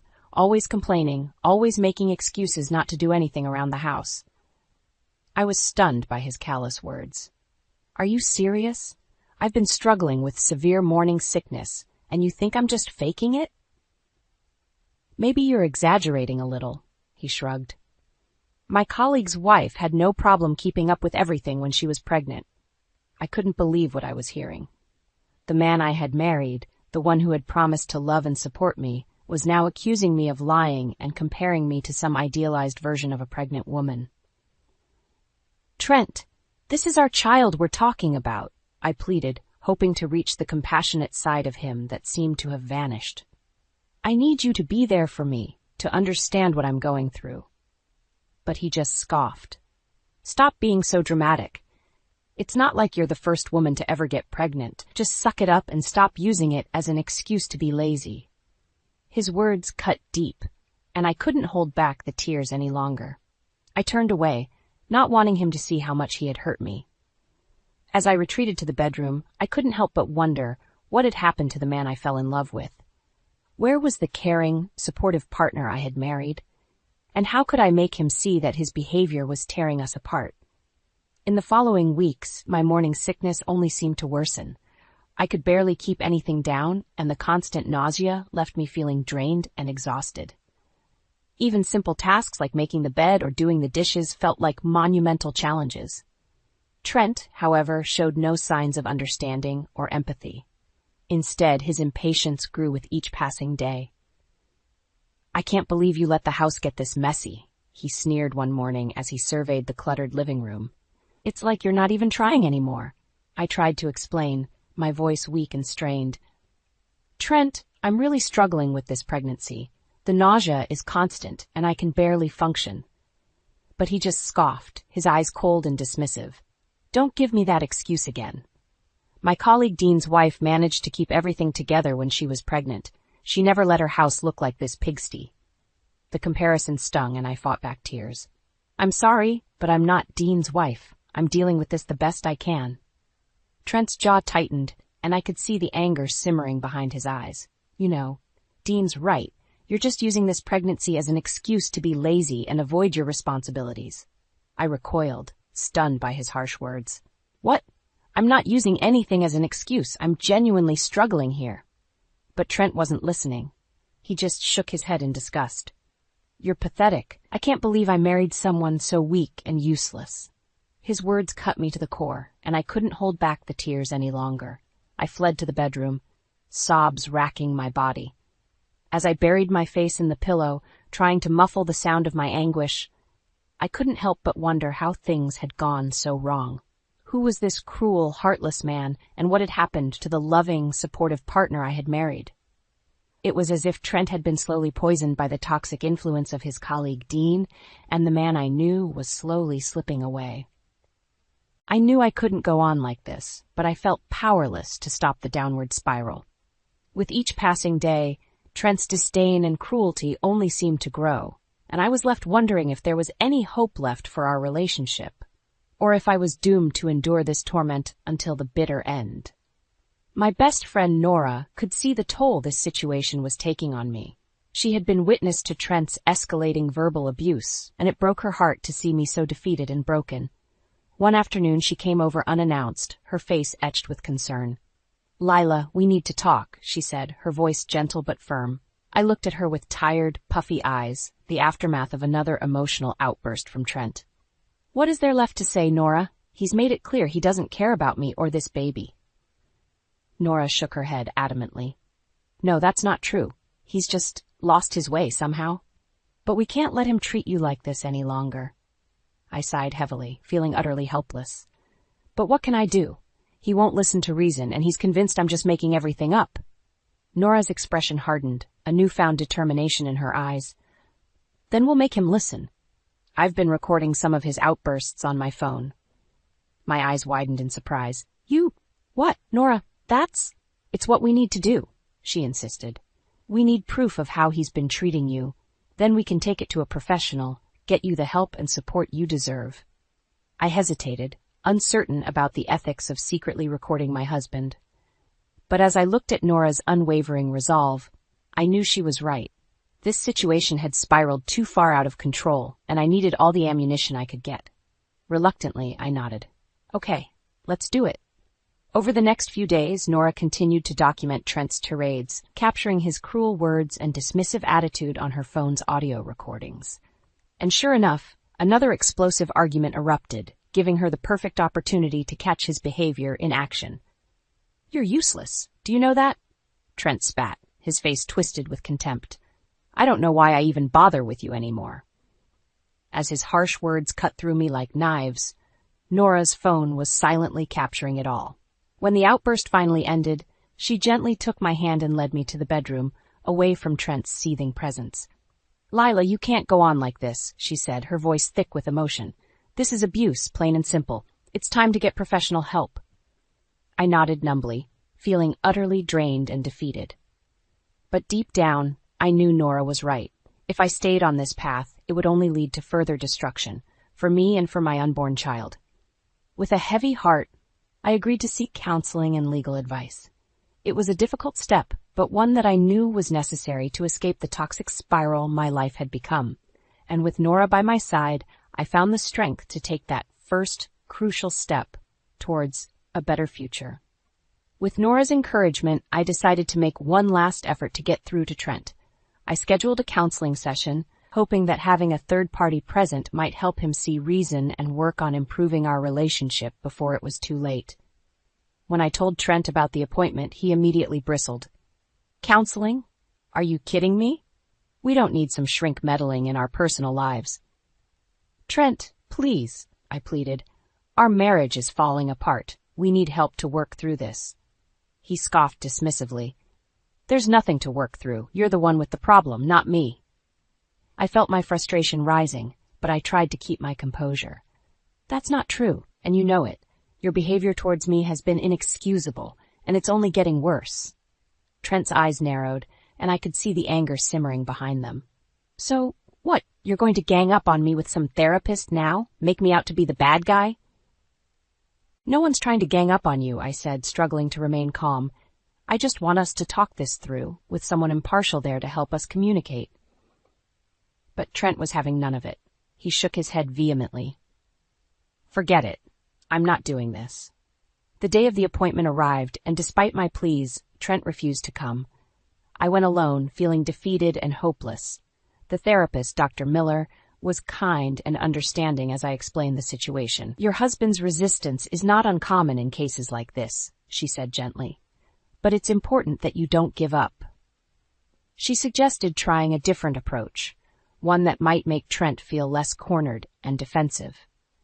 Invite him to a session under the guise of discussing your concerns about the pregnancy and his role as a father. That way, it doesn't seem like an attack on him personally. I agreed to try her suggestion, though I couldn't help but feel skeptical. Trent had become so entrenched in his behavior, so unwilling to see reason, that I doubted anything would get through to him at this point. Still, I persisted, extending the olive branch once more. Trent, I know you're feeling overwhelmed about becoming a father, I said gently. Why don't we go talk to someone about it? Get some advice on how to prepare and what to expect? To my surprise, he agreed, though his demeanor remained guarded and tense. I should have known better than to get my hopes up. The session was a disaster from the start. Trent sat in sullen silence, arms crossed defiantly as Dr. Miller tried to engage us in conversation. When she probed about our relationship struggles, he exploded. This is a waste of time, he shouted, his face twisted with rage. You're just trying to turn me into the bad guy here, aren't you? Dr. Miller tried to calm him, but it was no use. Trent stormed out, leaving me devastated and ashamed. As I drove home alone, tears streaming down my face, I knew that I couldn't go on like this any longer. Trent had made his choice, and it was clear that he had no intention of changing or seeking help. With a heavy heart, I realized that my only option left was to take drastic action, for my own well-being and for the safety of my unborn child. It was time to issue an ultimatum, and this time I had to be prepared to follow through, no matter how painful it might be. After the disastrous counseling session, I knew it was time to take a stand. With Nora's support, I gathered my courage and confronted Trent with an ultimatum. Trent, this can't go on any longer, I said, trying to keep my voice steady. Your behavior towards me has become abusive, and it's not okay. He scoffed, rolling his eyes. Here we go again with the dramatics. No, I'm serious, I pressed on. If you don't make a genuine effort to change and start treating me with respect, I'm going to have to leave. That got his attention. His eyes narrowed as he glared at me. You're threatening to leave me? Over what? Because I expect you to pull your weight around here? This has nothing to do with housework, Trent, I said, fighting back tears. This is about the way you've been belittling me, dismissing my struggles, and making me feel worthless. He shook his head dismissively. You're just overreacting as usual. I took a deep breath, steeling my resolve. I'm not overreacting. This is about preserving my self-worth and protecting our child from growing up in a toxic environment. So what's it going to be? Are you going to make an effort to change or not? For a moment Trent seemed conflicted, but then his expression hardened. Fine, he said curtly. I'll play along for now, but don't think this means you've won. I knew better than to believe his words at face value, but I had no choice but to give him a chance to prove himself. Little did I know, Trent had no intention of changing his ways. Instead, he sought solace in the toxic influence of his colleague, Dean. She's got some nerve, threatening to leave like that, Trent ranted to Dean over drinks one night. Like I'm the one who's been acting unreasonable. Dean shook his head, his expression grim. Women, man. They're all the same, manipulative and controlling. You can't let her walk all over you like that. Trent nodded, emboldened by Dean's words. You're right. I need to take control of this situation before it gets out of hand. And so, with Dean's guidance, Trent devised a plan, a twisted game of manipulation and deceit. He would pretend to comply with my demands, all the while secretly undermining my efforts and plotting his next move. Over the following weeks, Trent put on a convincing act. He was more attentive, more considerate, and even attended a couple of counseling sessions without incident. But behind closed doors, he was seeking advice from Dean on how to regain control and put me in my place. Little did Trent know, Nora had become increasingly suspicious of his sudden change in behavior. She continued to document his interactions with Dean, capturing their disturbing conversations on her ever-present phone recordings. It was only a matter of time before the truth came to light, and when it did, the fallout would be catastrophic. But for now, I allowed myself to believe that Trent had finally seen the error of his ways, unaware of the sinister game he was playing. A game that would ultimately lead to his downfall. As the weeks passed, Trent's facade of compliance began to crumble. Nora had been secretly recording his conversations with Dean, capturing their disturbing plans to undermine me and reassert Trent's control. Armed with this evidence, I knew it was time to take drastic action. With Nora's help, I arranged a surprise gathering, inviting both our families under the guise of celebrating the impending arrival of our child. When everyone had arrived, I took a deep breath, steeling my nerves for the confrontation ahead. Trent shot me a confused look, but I simply nodded to Nora, who pressed play on her phone. The recordings filled the room, Dean's poisonous words echoing loud and clear. "You can't let her walk all over you like that. Women are all manipulative and controlling." Gasps and murmurs rippled through the room as our families listened in horror. Trent's face drained of color, realizing he had been caught red-handed. "Is this true, Trent?" his sister asked, her voice trembling with disbelief. "Have you really been treating Lila this way?" Trent opened his mouth to protest, but I cut him off, playing another recording, this time his own words. "She's got some nerve, threatening to leave like that. I need to take control of this situation before it gets out of hand." The room fell silent, the weight of his cruelty and deceit hanging heavy in the air. Trent's family looked at him with a mix of disappointment and disgust, while my own family rallied around me, offering support and comfort. Finally, Trent's sister spoke up, her voice thick with emotion. "Lila, I'm so sorry. I had no idea. Trent, how could you do this to her, to your own family?" But Trent remained defiant, his face twisted in a sneer. "She's been manipulating all of you. Can't you see she's just playing the victim here?" I shook my head, feeling a strange sense of calm wash over me. "No, Trent. The only one manipulating here is you.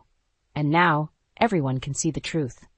With that, I played the final recording, a damning conversation between Trent and Dean, discussing strategies to wear me down and assert his dominance. The room erupted in outrage, my family and Trent's alike, condemning his actions and rallying around me. In that moment, I knew I had won. Not just the battle, but the war. Trent's mask had finally slipped, revealing the ugly truth of his character. And as he stood there, surrounded by the people who had once trusted and loved him, he had nowhere left to hide. His sister approached me, tears in her eyes. "Lila, I'm so sorry. You didn't deserve any of this. We're here for you, whatever you need." And just like that, the tides had turned. Trent's carefully constructed web of lies had unraveled, leaving him exposed and alone, while I found myself surrounded by a support system stronger than I could have ever imagined. As I looked around at the faces of my loved ones, united in their condemnation of Trent's actions, I knew that this was just the beginning. The road ahead would be long and difficult, but with their help, I would find the strength to break free from this toxic cycle once and for all, no matter what it took. In the aftermath of the confrontation, my family rallied around me, offering unwavering support. With their encouragement, I made the decision to leave Trent, for good. My sister opened her home to me, providing a safe haven as I began the process of filing for divorce. "You don't have to go through this alone," she assured me, wrapping her arms around me in a comforting embrace. As news of Trent's despicable behavior spread, he found himself increasingly ostracized. His colleagues at work, once impressed by his charismatic persona, now looked at him with thinly veiled contempt.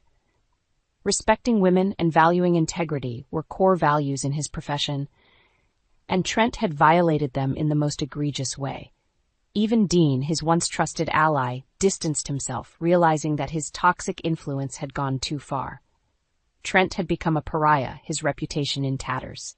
Meanwhile, I found strength in the solidarity of my loved ones.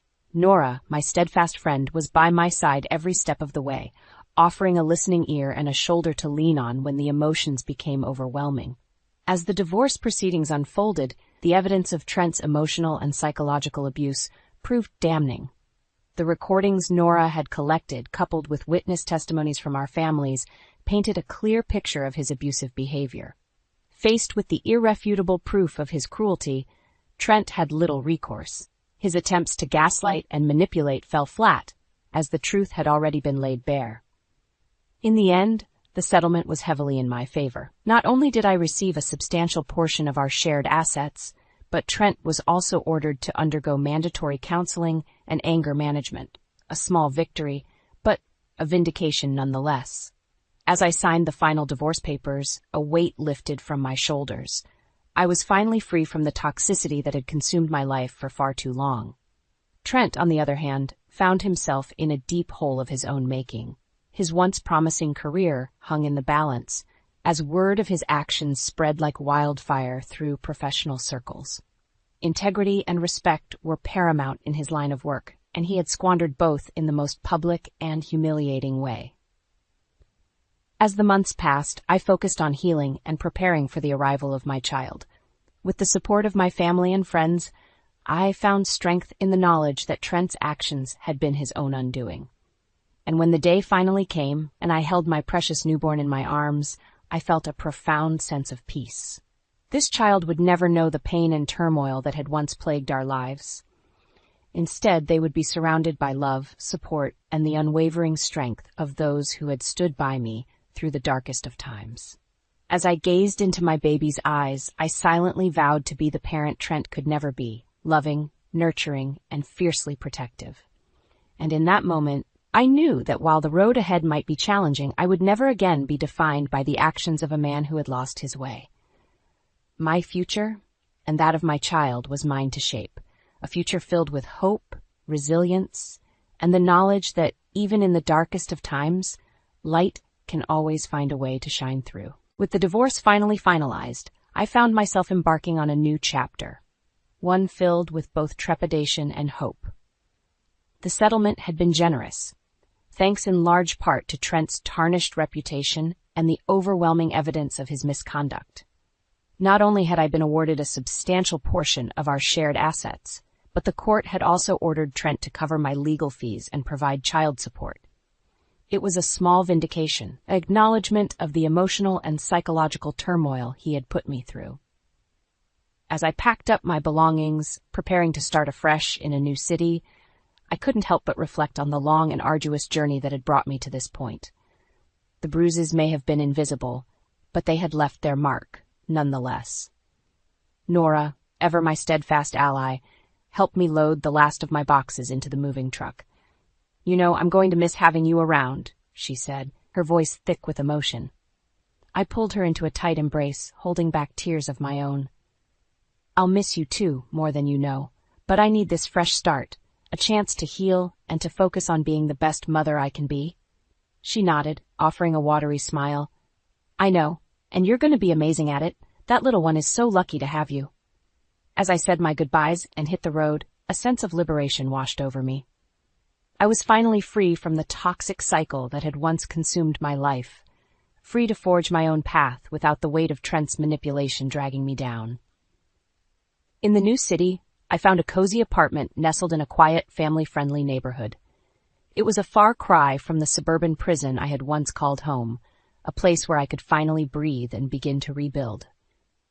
My family rallied around me, offering their unwavering support as I settled into my new surroundings.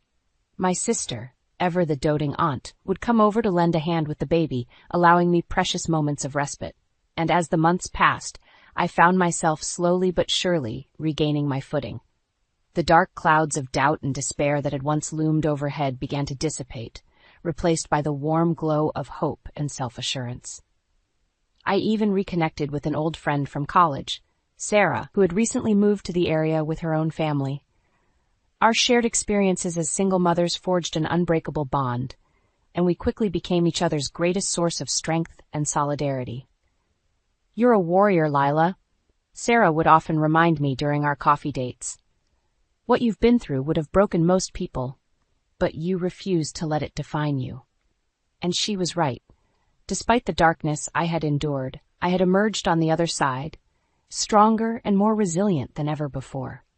Trent's actions had been a desperate attempt to break my spirit, but in the end, they had only served to harden my resolve. As I watched my child grow and thrive, surrounded by a loving support system, I couldn't help but feel a sense of profound gratitude. This was the life I had fought for, the future I had sacrificed so much to secure. And in those quiet moments, when my little one would gaze up at me with eyes full of innocent wonder, I knew that every tear, every heartache, had been worth it. For in their unblemished gaze, I saw not just the promise of a better tomorrow, but the reminder that even in our darkest moments, love and resilience can ultimately prevail.